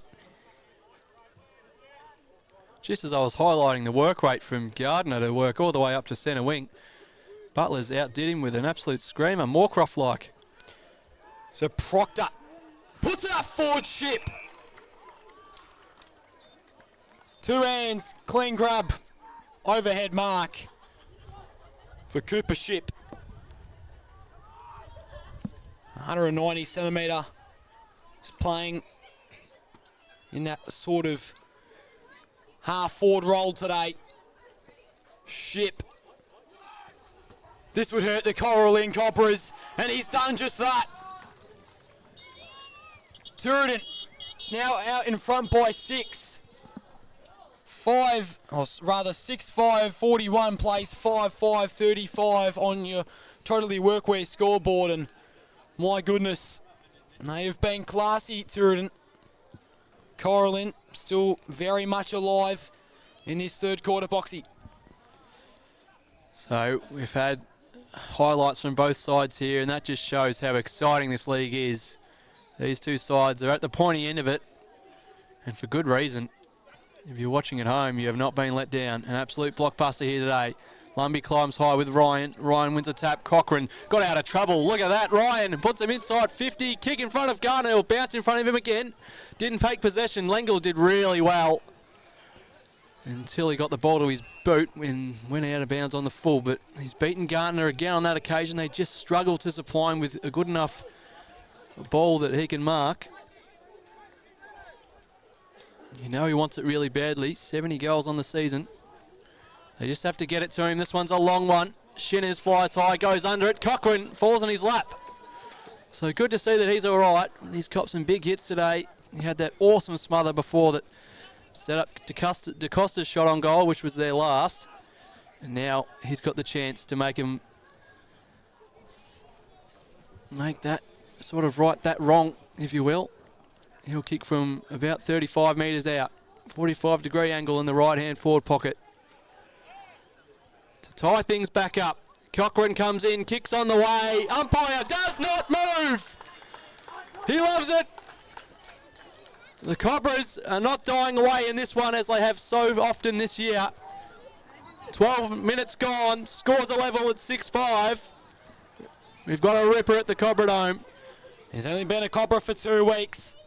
He's only played against the Magpies, Lagoon, and now the Seagulls, but gee whiz, he is really showing his worth, is Joshua Cochrane, as he slammed that set shot home. And it is now all tied up here. 12.5 through this third quarter. Cora+Lynn not backing down, as Boxy said just before. McCaffer straight out of the centre. How many times has he done that today? Ball rebounded off the forward's hand. Peluso just climbed down and come get it. Adams put in a good effort to affect the contest. Was just a little bit too late, however. Gus DeCosta copped a knock to the head. Still able to hold on to the mark though. Got to find an option past Duff. Goes the lateral sort of kick to Peluso. He'll then go forward to Villela. Hugging real tight across that boundary line. So he can go Taylor if he wants. And Taylor's going to retract himself out, and they might run a switch instead, the Cobras. So Payne, the skipper. Peluso has Sparks, his coach, at the other side of the ground. He go for a bit of a run. He'll eventually go to Sparks. Wonderful ball movement here from Cora+Lynn. Really persistent and patient. Hartley hit the Costa right in the chest in the middle of the ground. He'll turn around, look for Machea. That kick wasn't so great. Parlberg put in a good effort. Or rather, Dolan, I should say. And now Tooradin and Dalmore on the attack, entering inside 50. Kick won't reach Suarez's chest in time. Peluso should go Sparks boxy.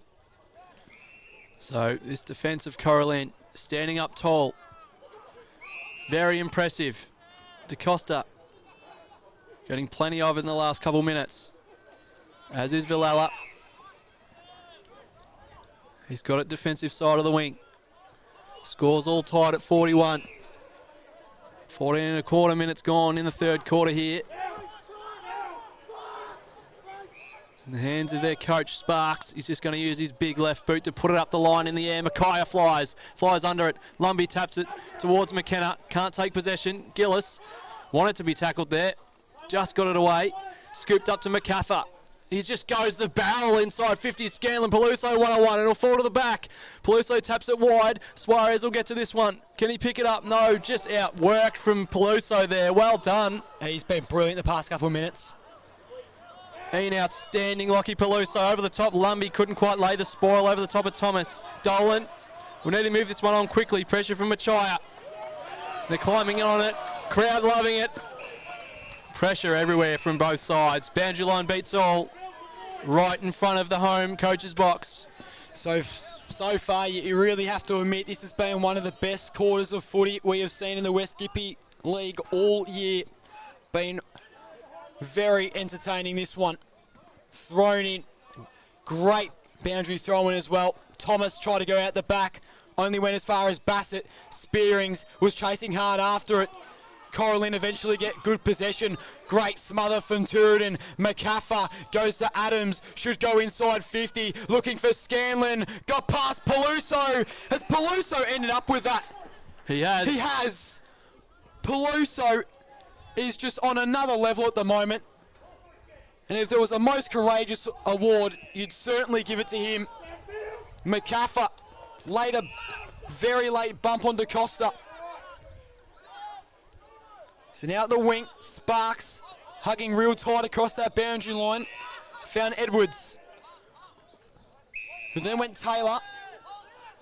He hasn't been too shabby himself in just his second game in a couple of years, as I mentioned before. Machea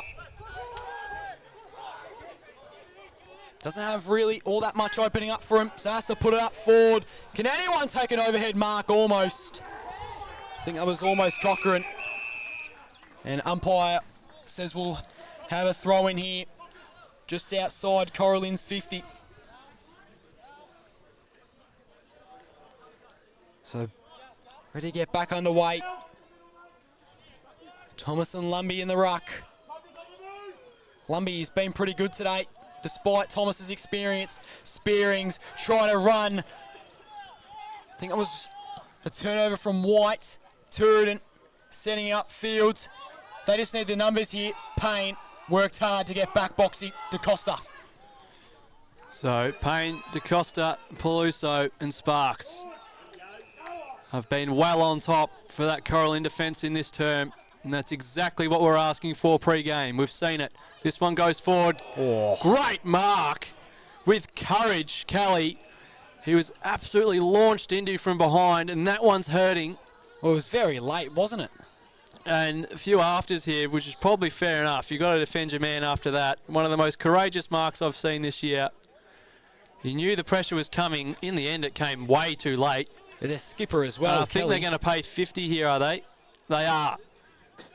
So he's not really switched onto it yet, but he's going to get the 50. Jordan Kelly. Good call from Jake Denley, the umpire there. Hit was far too late. Probably a bit dirty as well. Nonetheless, this is good for Tooradin Dalmore.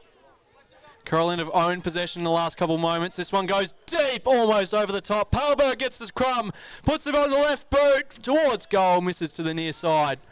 So he gives them the lead, albeit by a point. 6-6-42, plays 6-5-41 on the Totally Workwear scoreboard. We've gone 18.5 minutes in this third term, which has had everything on this splendid afternoon in Cora+Lynn. Weather is perfect as you can get it. No wind, no rain, bright skies, beautiful deck. And Sparks get him back into play.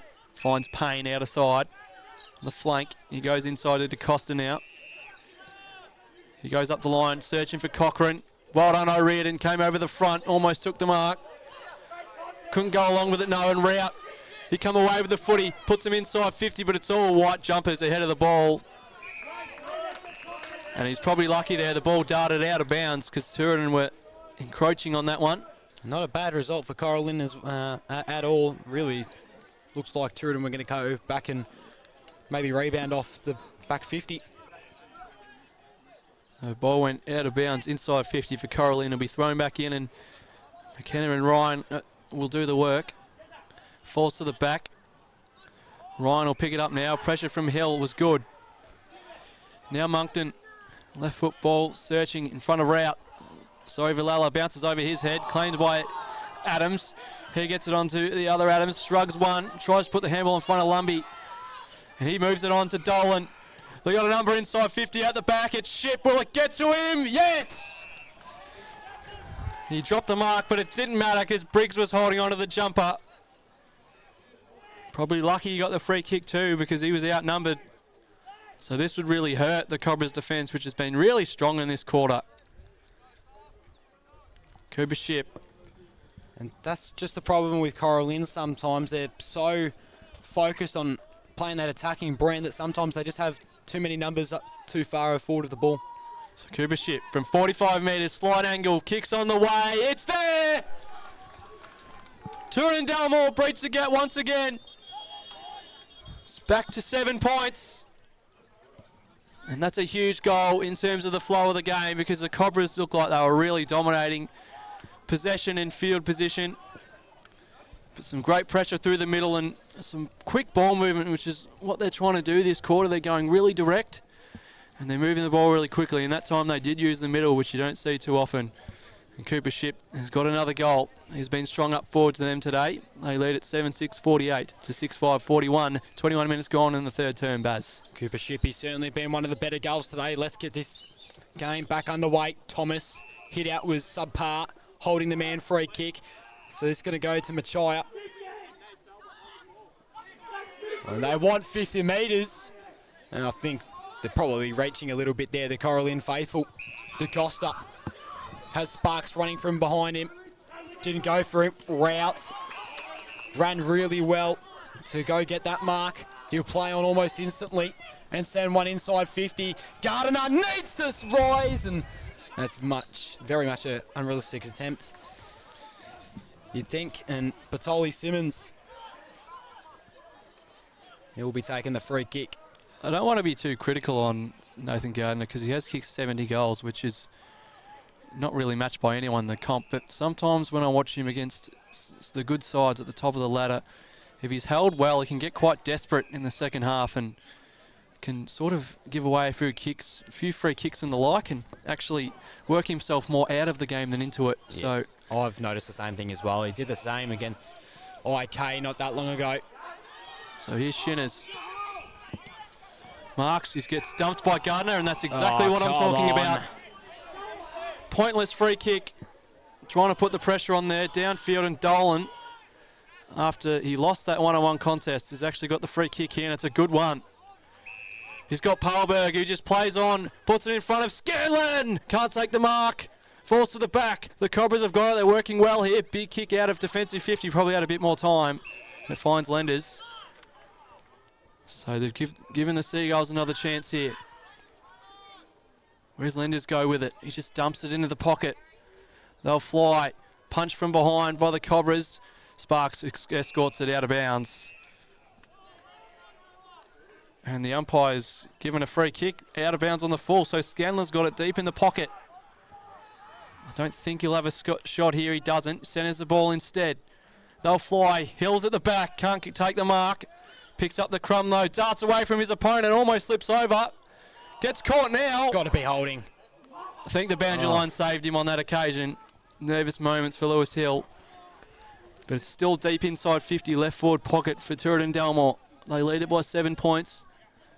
23 and a half minutes gone. The Totally Workwear scoreboard to be thrown in. Butler and Thomas on this occasion. Butler actually wins that tap, but straight to DaCosta. His handball went nowhere and they climb in on top of it and we'll have a stoppage. Right in the middle of the Seagulls 50.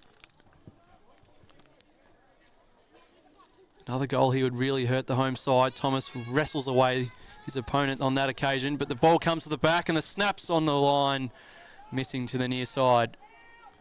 So that extends the lead to 8 points. It's 7-7-49 now, playing 6-5-41. 24 minutes gone on the Totally Workwear scoreboard, and it's still an absolute belter here.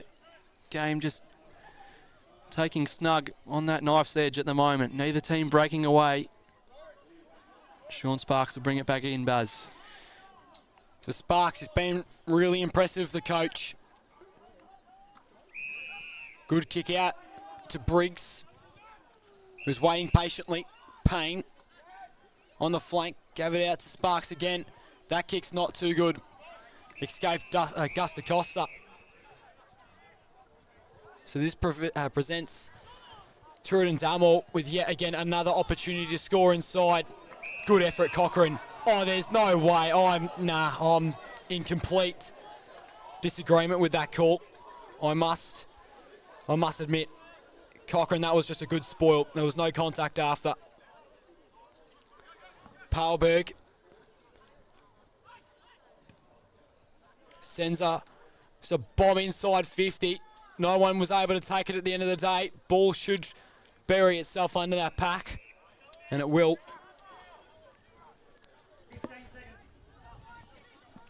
So not much time left in this third quarter at all. Thomas versus Lenders, or Butler I should say. Butler off the deck! Last second goal on the siren.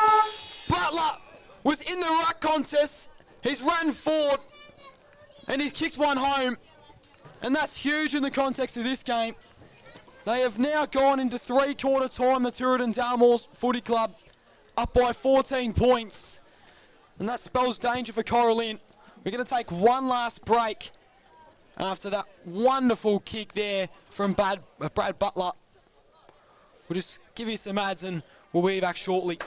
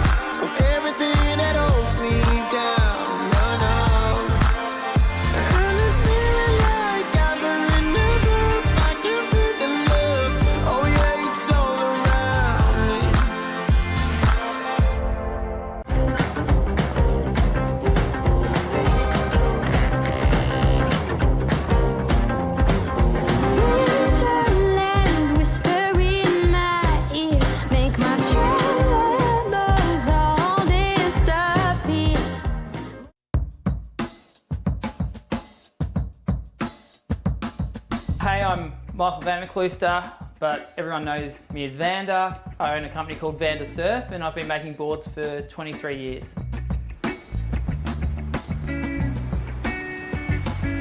When I started, it was all hand shaping and templates off the blank, and then as CNC surfboard shaping machines came into more availability, I started designing on the laptop and designing in 3D modeling.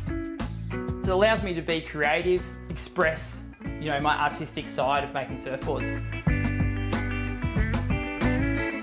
My favourite part of shaping boards is I really enjoy the interaction with the customer. I love making surfboards for other people. If I can make a board that's going to make them enjoy going surfing more, that's what I get the most joy out of.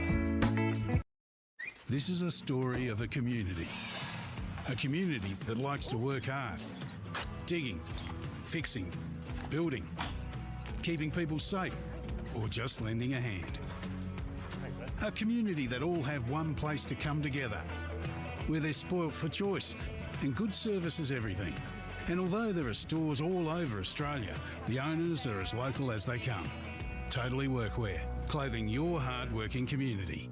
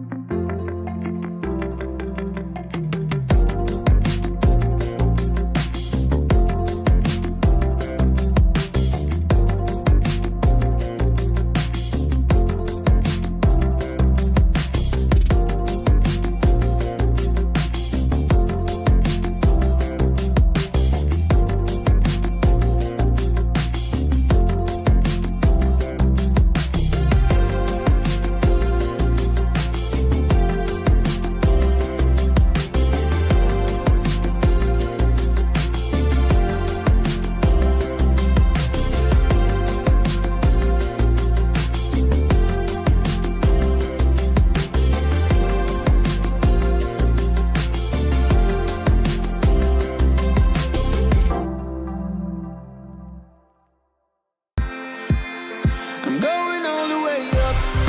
Ah, I'm going all the way up. Ah, I'm letting go in my heart. Ah, of everything that holds me down. No, no.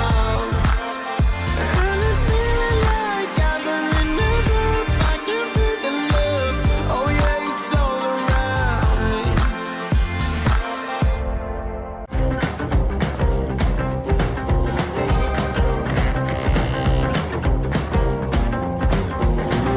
Winterland whisper in my ear, make my troubles all disappear.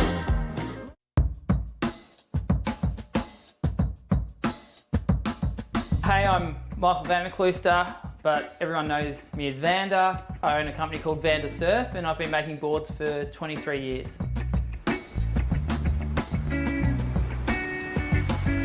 When I started, it was all hand shaping and templates off the blank, and then as CNC surfboard shaping machines came into more availability, I started designing on the laptop and designing in 3D modeling. It allows me to be creative, express, my artistic side of making surfboards. My favourite part of shaping boards is I really enjoy the interaction with the customer. I love making surfboards for other people. If I can make a board that's going to make them enjoy going surfing more, that's what I get the most joy out of. This is a story of a community that likes to work hard, digging, fixing, building, keeping people safe, or just lending a hand. So welcome back to the Fairhaven Homes Match of the Round stream in the West Gippsland League. What an absolute blinding contest we've had today. 8-7-50 plot 5 plays 6-5-41 on your Totally Workwear scoreboard. And you just heard, well, you guys didn't heard, but I certainly did. All of the Cora+Lynn players, they were like, it's 14 points. It is a tiny lead, and they were all trying to give their boys a massive lift. You saw Sean Sparks as well. He was really getting in and around his side, and Cora+Lynn really have something to prove here. If they can take a top 3 scalp and get up on top, this would be really season defining and would give them a lot of confidence in the last stretch towards finals. But Tooradin and Dalmore are the ones leading at the minute. Final quarter footy. Let's get things sorted. So Cochrane, he's pushed back into the midfield after spending a bit of time in the forward line in that third quarter. Stoppage is called immediately. Thomas was held. Good and obvious free kick paid. That one against Lumbee. So Thomas, you'd probably suspect him to just smack it up forward, and he'll do exactly that. The execution wasn't all that well though, because Lenders has climbed in and taken a strong overhead mark. Hill now uncontested. Had Gillis running after him. Was a bit too late. Parlberg versus Ross. No victor in that contest. Oxley was leaking out the back. Batoli Simmons now to Oxley. And they're getting a decent amount of handballs in before finally placing a kick. No mark taken though, so it'll be play on. Hill gives it across. Entering inside 50 was Adams. Proctor didn't beat out Peluso. They've still got the numbers here, the Seagulls. Ball goes loose inside 50, and we should have a stoppage directly in front of goals, Aiden Box. As Peluso and Johnny Duff just introduced each other there with a few afters. This one is a fiery contest. Top 2 aspirations on the line for the Gulls, top 3 for Cora+Lynn.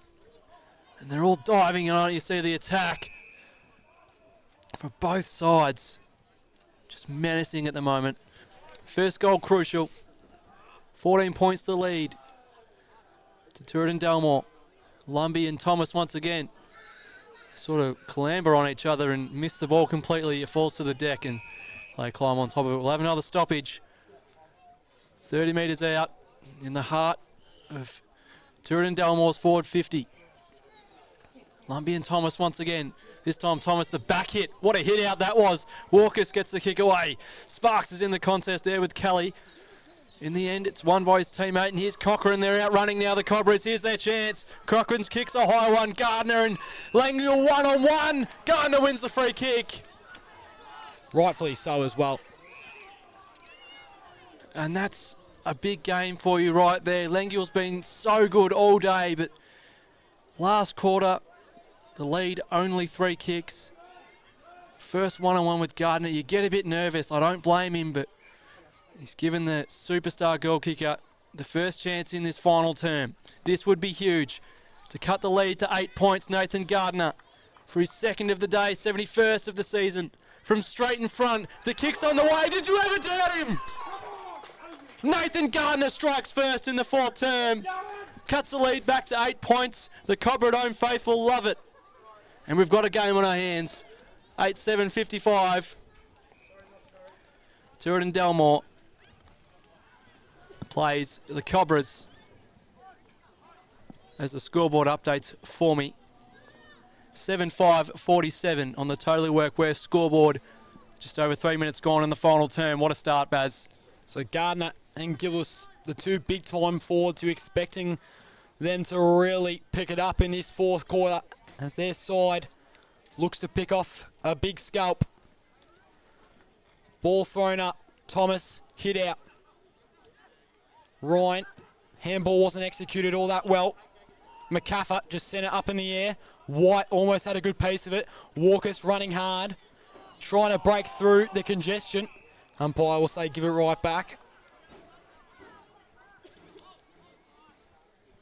So still in the centre square here. Thomas, good punch to Ryan. Was smothered, still got through Cora+Lynn's hands though. Rout, he's got to get past McKenna, slipped over, and he's lost the handle as well. So now McKenna has an opportunity to act well on this. McCaffer, ball hit the ground, they'll pay the mark for some reason. Oxley at centre wing, a low kick, could be intercepted, it won't be. That's Adams of the Trent variety. He'll be sitting just outside of 50. Oxley, really tough angle. He's going to centre it. Proctor was pushed out of the way by Payne, and that is exactly what you want from your skipper. Get us back underway, Boxy. So Rout, he's kicked a real wide one to centre wing. It'll stay in play. First to it there, I think it was Hartley, and he had no real interest in picking that one up, even though they were on a bit of a run there. Interesting decision. So ball out, true centre wing. Thomas and Lumby will go at it once again. Sun's still shining here at the Cobra Dome. Beautiful day. Huge clash. Thomas wins the tap. Spearings. He'll get to it first. Sliding in. Couldn't grab the footy. Hill at the bottom of the pack. Tries to tap it away to his teammate. Here's McCaffer. Another clearance for Brent McCaffer. Comes to the middle. Ship. 1-on-1. Mark over the top. Villela came hard. Did well. Briggs picks up the crumb. Puts it in front of Gillis. He'll have to do a bit of work to get to this one. He's got Hartley just inside 50. Chooses better of it. Goes to the goal square over the top of Gardner's head. And this will roll out of bounds. So, interesting ploy there from Gillis. I know that Gardner and himself are quite hot at the moment, but Luke Hartley was all on his own, about 40 metres out there. How brave of that was Villela in the middle, though. That is what got them inside 50. He just went, all right, I'll take the contact, and they got possession out of it. If they fall down today, the Cobras, it won't be without a fight. It was great to see, especially after a couple of their losses, especially the one at Phillip Island. They really gave up in that one. But it's great to see here, trailing by just the 8 points. They're into this one up to their teeth. As the ball goes out, in the right-hand forward pocket inside their forward 50. Another goal here would be huge. Absolutely monumental, and they've got a chance here. Thrown in. Ryan and Lenders in the ruck. Lenders punches from behind. Doesn't find a body with it, though. They climb in on top of it. And a good tackle from Shinners. It'll be another stoppage. So Cochrane tackled well in that one. Ryan punched it out. McCaffer chucked it into space. Walkers, does he have the height to get this one? Had possession. Butler was quick to get to him, though. And now we're in the middle of the ground once again. McCaffer, he's just been one of the best on ground today. His clearance work has been unstoppable. It'd be well into double figures at this stage, you'd think. Hit out was ineffective. Ship goes further out up towards the ground. Hill goes for a run. Here's Scanlon, just couldn't get to it in time. Peluso diving over. And they've called for a trip. So Peluso fell over his man in Scanlon, and that was really dangerous for Cora+Lynn. Luckily, they got the free kick in the end. DeCosta gave it off, now moving down. So here is a Reardon. McCaffer in the middle. Putting up forward towards Ship. Had to get down on the one knee for that one. And he'll just wait his time for an option to present. Batoli Simmons uncontested. Probably doesn't have the distance in him for this one. He agrees with me, so he'll play on a tough angle. That's not looking too bad, you know. Oh, it just hit the post. Or if they're going to count it a goal, Batoli Simmons has just extended the lead for Tooradin. On the hardest of angles as well. And it's now back out to 14 points. So it's a perfect day for a highlight, and boy have we seen some today. Another one right there. Hayden Batoli Simmons. Baz doubted he had the distance from the free kick, and as he said, he thought better of it as well, but we all thought he'd pass the ball from deep on the paint of 50. Backed himself in. What a finish there, and they back up by 14 points. Lumby in the middle trying to crash through, won't go anywhere. It was tough on the line there. There was a lot of bodies knocking the post, which sort of gave the illusion that the ball hit the post, but it just fell through with enough distance in the end. Oxley gets it away now, and they're running again. Here's Palberg. Puts it inside 50, right to the chest of his man, Butler. Kicked a crucial clutch goal on the stroke of three-quarter time off the deck. And now he's got the chance for a more conventional shot. He'll kick from about 40 metres. We're just starting to see Cora+Lynn crumble once again. This is what they're known to do in the later games. So, to extend the lead to an even 20, Butler, kick on the way, fading late. One behind. 9-8-62, plays 7-5-47, 10 minutes gone, final term. Cobras have got to start doing a bit of work here, Bads. Certainly do. It's now 15 the difference. Still plenty of time though. Only 10 minutes into this one. Sparks at a fullback.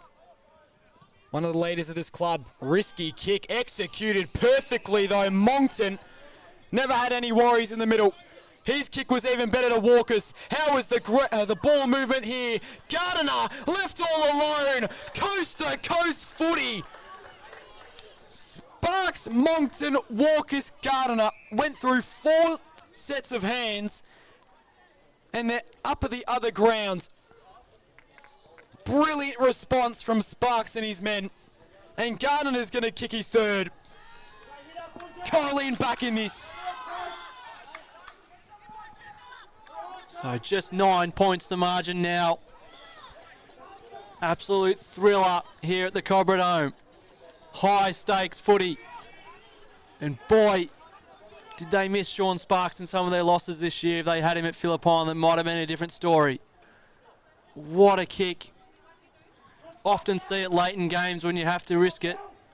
But right there, he had the courage to do it. With a lot of time left in this one. I don't know why you don't see it more, because when it comes off, how easy is that? Straight down the ground for 6.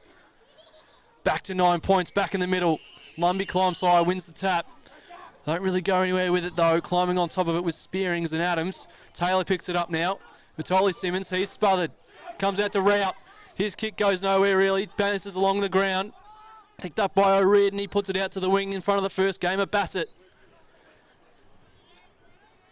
Comes onto the footy, slips over unfortunately. Are they going to ping He him? had White for company.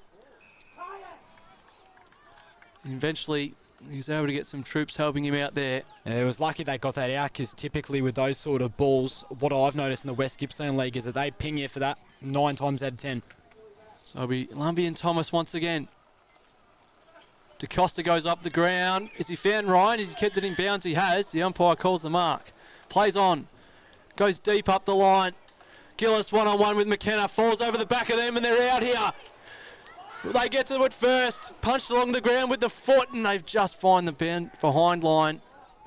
Probably could have gone with hands there. They're running in numbers, but just the fumble cost them a goal there. But they're exciting the crowd here today, the Cobras. Sparks, he pushed up really high there to get, or at least attempt to get a goal there, and was a bit unsuccessful. Nonetheless, Tooradin, really direct kick there.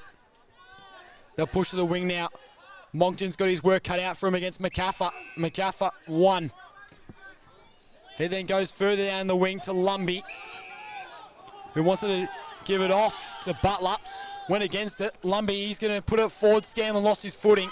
Walkers was there first regardless. Another kick through the middle. This is where they're most dangerous. Spearings puts it up forward. He's Sparks left all alone. Almost took the mark as well. He'll turn around his body. Gillis waiting all by himself.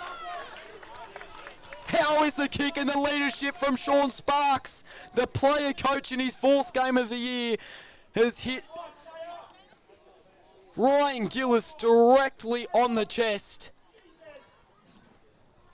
And just as we thought Cora+Lynn were going to crumble, I said it myself. If Gillis can kick this one, it is really game on. It'd be down to 2 points. Might see one of the biggest sallies ever. Gillis won't have the accuracy. Can anyone take a mark at the goal line, Gardiner? And that is why he's paid the big bucks here. Superstar of the competition. Best forward in the game. Just as clutch as well. Gardiner's kicked another. And that's for his 4th. He's having one of the best 4th terms we've seen in season 2023. Nathan Gardiner is now up to 73 goals on the season. And the Cora+Lynn Footy Club are down by 2 points, Aiden Box. The box curse has been broken, by the way. It's been a while, but finally we're seeing some close footy. High stakes footy. Seasons on the line here in terms of finals aspirations. Top two on the line for the reigning premiers. For the Cobras, this statement would be huge and put them well into contention in season 2023. Lumbie and Thomas once again. Lumbie climbs high too early, won't get the tap. Instead, it'll fall to Cochrane, who puts him inside 50 on the chest of Oxley. They just need to get a bit of composure back with their ball movement, but he's turned it over straight to Gillis. Drops the mark, gets confronted by McCaffer, shrugs him off, and goes out of bounds. So, what a thriller we have in store here. Just 2 points the margin, 9-6-60, plays 9-8-62. Tooradin and Dalmore lead it, 15.5 minutes gone. Hush falls over the crowd, a lot of nervous people around the Cobra Dome today. Falls to Cochrane once again from Taylor. Tries to burst through the tackle, going nowhere.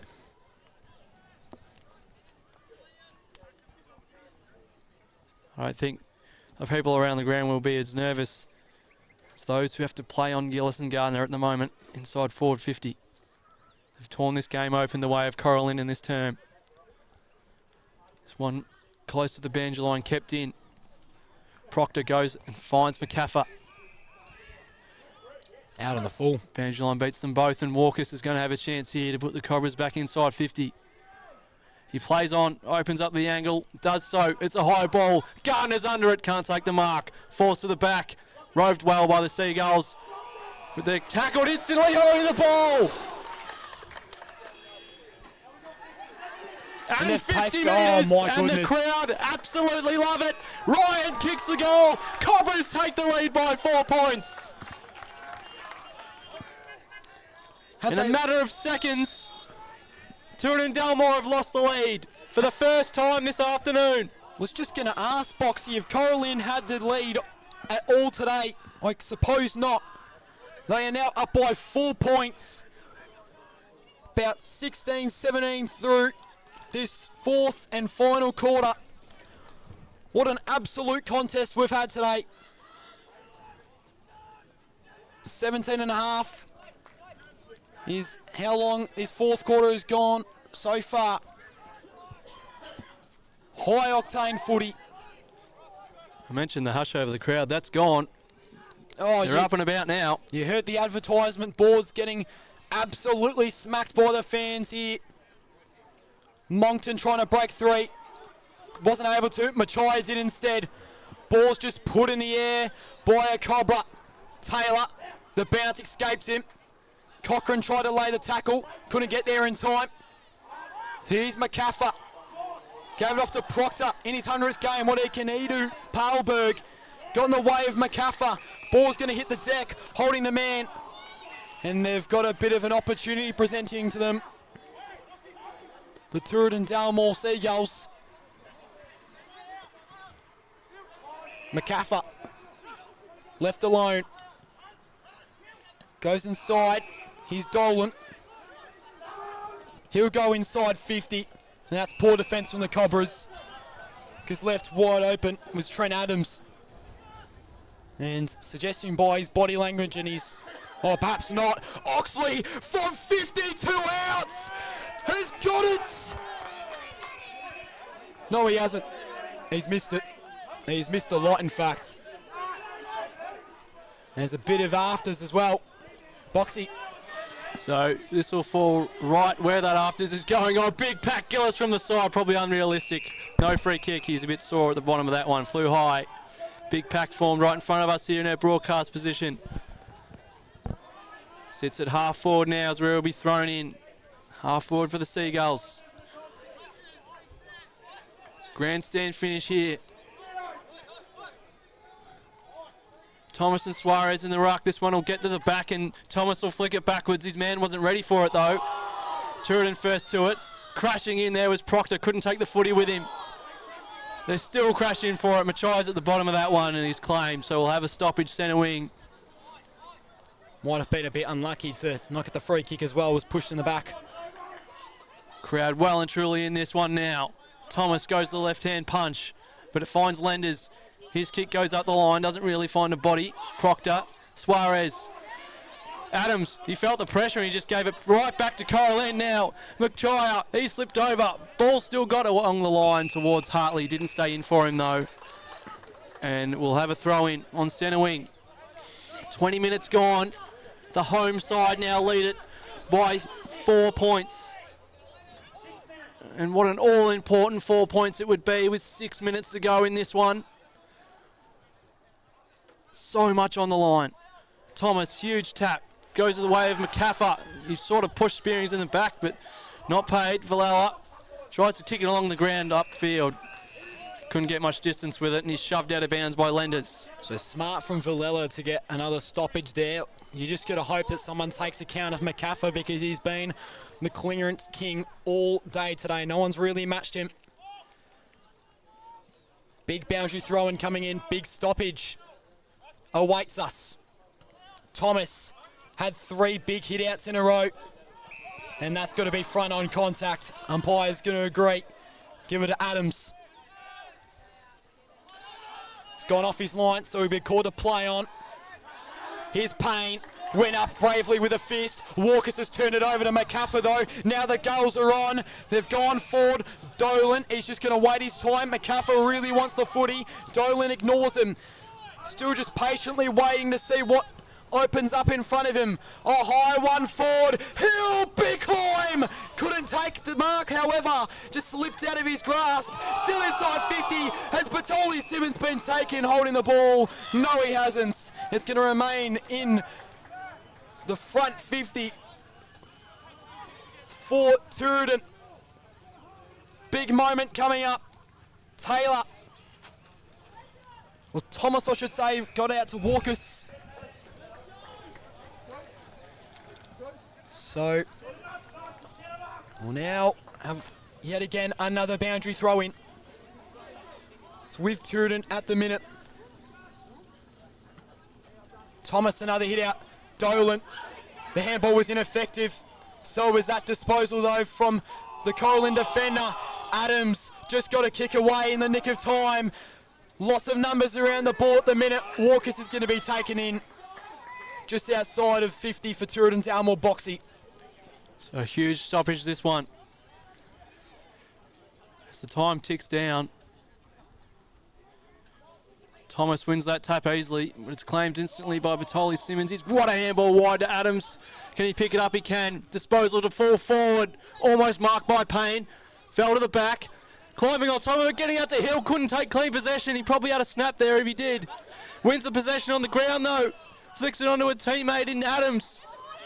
Handball inside. Ship. Suarez can't take possession. Batoli Simmons. McCaffer from 45. Shot on the way. He's got it. What a superstar Brent McCaffer is. And out of nothing, he's given the Seagulls back the lead.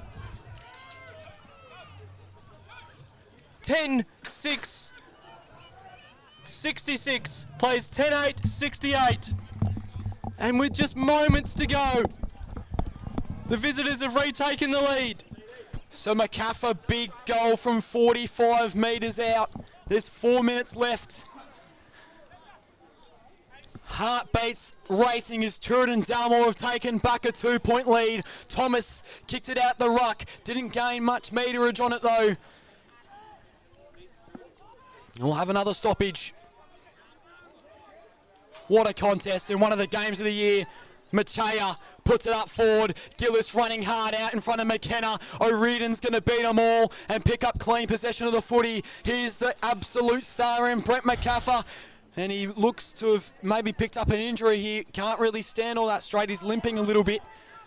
Your 2022 league best and fairest goes to Oxley, the other former Collingwood Magpie. I think McCaffer might be cramping there. Get a bit of pickle juice into him. And he needs to stay on the ground for this final 3.5 minutes. Briggs crashed into the bottom of the pack.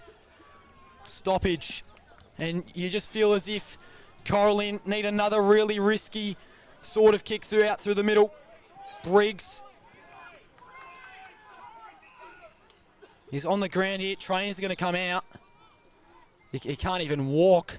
That might be a cramp as well. I think he's just cramping, so I think the umpire should play the ball on here. And he will. Yep, time will resume. Free kick called against Cora+Lynn. That's huge. Tooradin, they're going to get another chance to go inside 50 if they wish. Here's McCaffer. Just on the outskirts of wing. And they might just park the bus here and play chip-to-chip footy.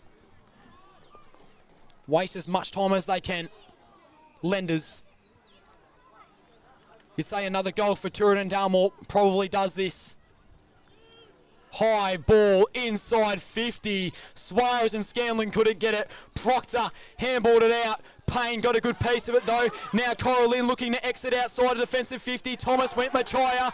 Here are the Cora+Lynn Cobras moving it really well. Gardner's pushed up towards the ground. O'Riordan, great challenge there. Tooradin have possession once again. Oxley at centre wing.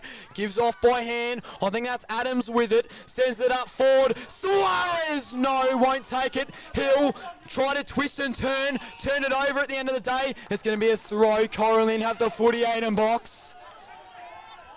So only moments left, 26 minutes gone. Seagulls lead it by 4 points. It's in the middle. Ryan doesn't know where to go with it, so he gives it to Ryan instead. And his kick's almost cut off, not quite though. Pressure coming at the coalface here. They get it out the back to McKenna. Finally finds him. He's got Oxley getting heaps of it in these last few moments. Composed, Patoli Simons. So out of sight, he'll go backwards to McCaffer. Back to Patoli Simons. They need a man up the bodies here, Cora+Lynn. They have to force a turnover and go end to end here. 90 seconds left, Boxy. A minute and a half to go. Hill out of sight, forward flank. He'll take as much time as he can. But the Cobras are still a sniff here. They just need to turn the ball over. Hill gets around Machaya, runs a line, hits Proctor on the chest. And he's well within his rights to have his shot here. The umpire's telling him to play on instead. He's not going to see Machaya from the side, but he's going to hit Adams instead. Liam Adams will have the shot from 50 metres out. And with only around a minute on the clock, that might just do it, barring another Sean Sparks miracle through the middle, if he was to miss. Great composure from Proctor in game 100 there. Pressure came hard from the side, but he was able to hit Adams on the lead. And the reigning premiers have just shown their composure in this last couple of minutes. Here's Adams. Kick will come from about a 45-degree angle, 50 metres out. To ice the game, Liam Adams won't have the distance. It'll fall to the goal square. No mark, comes to the back. Just knock it over. And they fall on top of it, and that's it! Tooradin+Dalmore with a famous victory. They were challenged, but they keep their top two hopes alive with a huge win at the Cobra Dome. 10-6-66 to 10-8-88 the final score. The Seagulls win it by 4 points, and what a classic we had right there. One of the games of the year. A true game of the round for Fairhaven Homes. It's the reigning premier, Tooradin+Dalmore, taking the 4 points. What a game that was, Baz. Oh, I'd say that is game of the year. Maybe the only one that challenged it is Phillip Island and Nana Goon in that draw. And I think that was about round 4. What an absolute fixture. That will go down in the history books as one of the better West Gippsland games of all time. And, well, you know, we suggested that Cora+Lynn, they crumbled under pressure, and even though they didn't get the 4 points, you have to really give it to them for their performance today. It was persistent, it was courageous, and they were unlucky not to get the 4 points. But you just saw there, the more experienced, the more composed and balanced side got it done at the end of the day. And congratulations to Tooradin+Dalmore as we move into the post-game show. We haven't really discussed our votes, have we, Boxy? Just because of how close that game was. But I'll kick us off. 1 vote. I'll go Cooper Ship for that one. His performance all throughout the game was extraordinarily consistent. Kicked a couple goals when he pushed forward and went outside of the offensive 50. He was still having lots of impact, and he was one of the better Seagulls on ground for me today. Yeah, for mine, since it was such a close game, I've got to give it to this fella. He did, in the end, fall onto the losing side, but big Will Thomas in the ruck. You're not going to see many better games from a ruckman. Possibly didn't do too much around the ground, but his stoppage work was just unmatched. No one could really match him. They ran about 4 or 5 different people in the ruck against him, and he just gave the Cora+Lynn mids first use. Often they were only really beaten by McCaffrey in there, so he was monumental today for them, and in the end, unfortunately, fell by the 4 points, but he was just a monster in there today. So, not a bad choice at all. 2 votes. I've actually gone one of the players from the losing side in Cora+Lynn. I thought his 4th quarter was that good. Nathan Gardner, just once again proving why he's one of the better key forwards with his 4 goals today, pushing his tally up to 73. Was a bit quiet throughout that first half, but in the second half, he was just a completely different monster. And his work up and around the ground, you saw him move onto the wing a couple of times. It was just outstanding sort of stuff, and it's something you're going to be really happy with if you're a Cora+Lynn fan. yeah, certainly. He was just so dangerous for them, and no matter the game, even if he's down, he can turn it on its head. So, in my second vote, I've got a bit of a surprising one, but I've gone Lewis Hill. It might not have been in every play, but the plays he was in, he was dangerous, and he set them up so well. And I mentioned he can play all parts of the ground, so he was crucial for them. He gets my 2 votes. Yeah, I'm really in agreement with that, actually. He wasn't... if we had stat sheets, he wouldn't have been, having a day out on that sort of stat sheet, but his impact today on the game was huge, so rate that choice. 3 votes, I reckon we'll have the same. It's got to be Brett McCaffrey. His clearance work today was outstanding. His ability to go up forward, we saw he kicked the winning goal in that last quarter, but also his ability to go inside and outside on the midfield. He's just proven today again why he's one of the classiest and best midfielders this competition has to offer, your 2022 League BNF. Yeah, I've got the same. I've got McCaffrey, but just his work rate up and down the ground, he always finds space so quickly out of the stoppage, where he would have had at least 18 to 20 clearances today, which is so crucial for them. He defended really well, and he really set up that win with that crucial sealing goal in the final term. So he was everywhere for them today, as he has been for so long.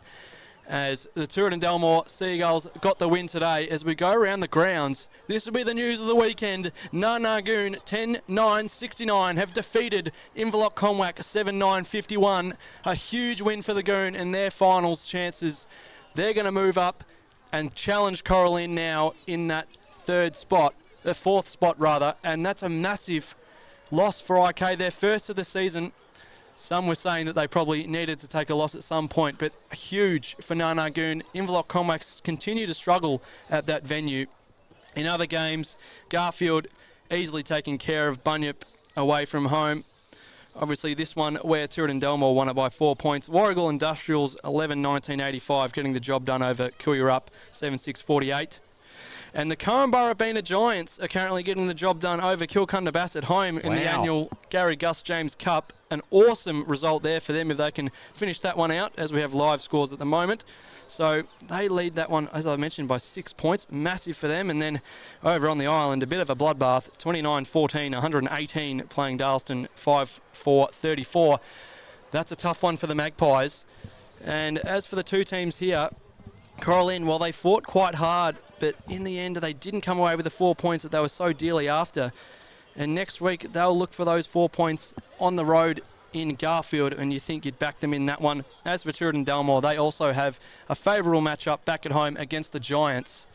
So as the season wears on, Tooradin+Dalmore, they keep themselves alive with another 4 points.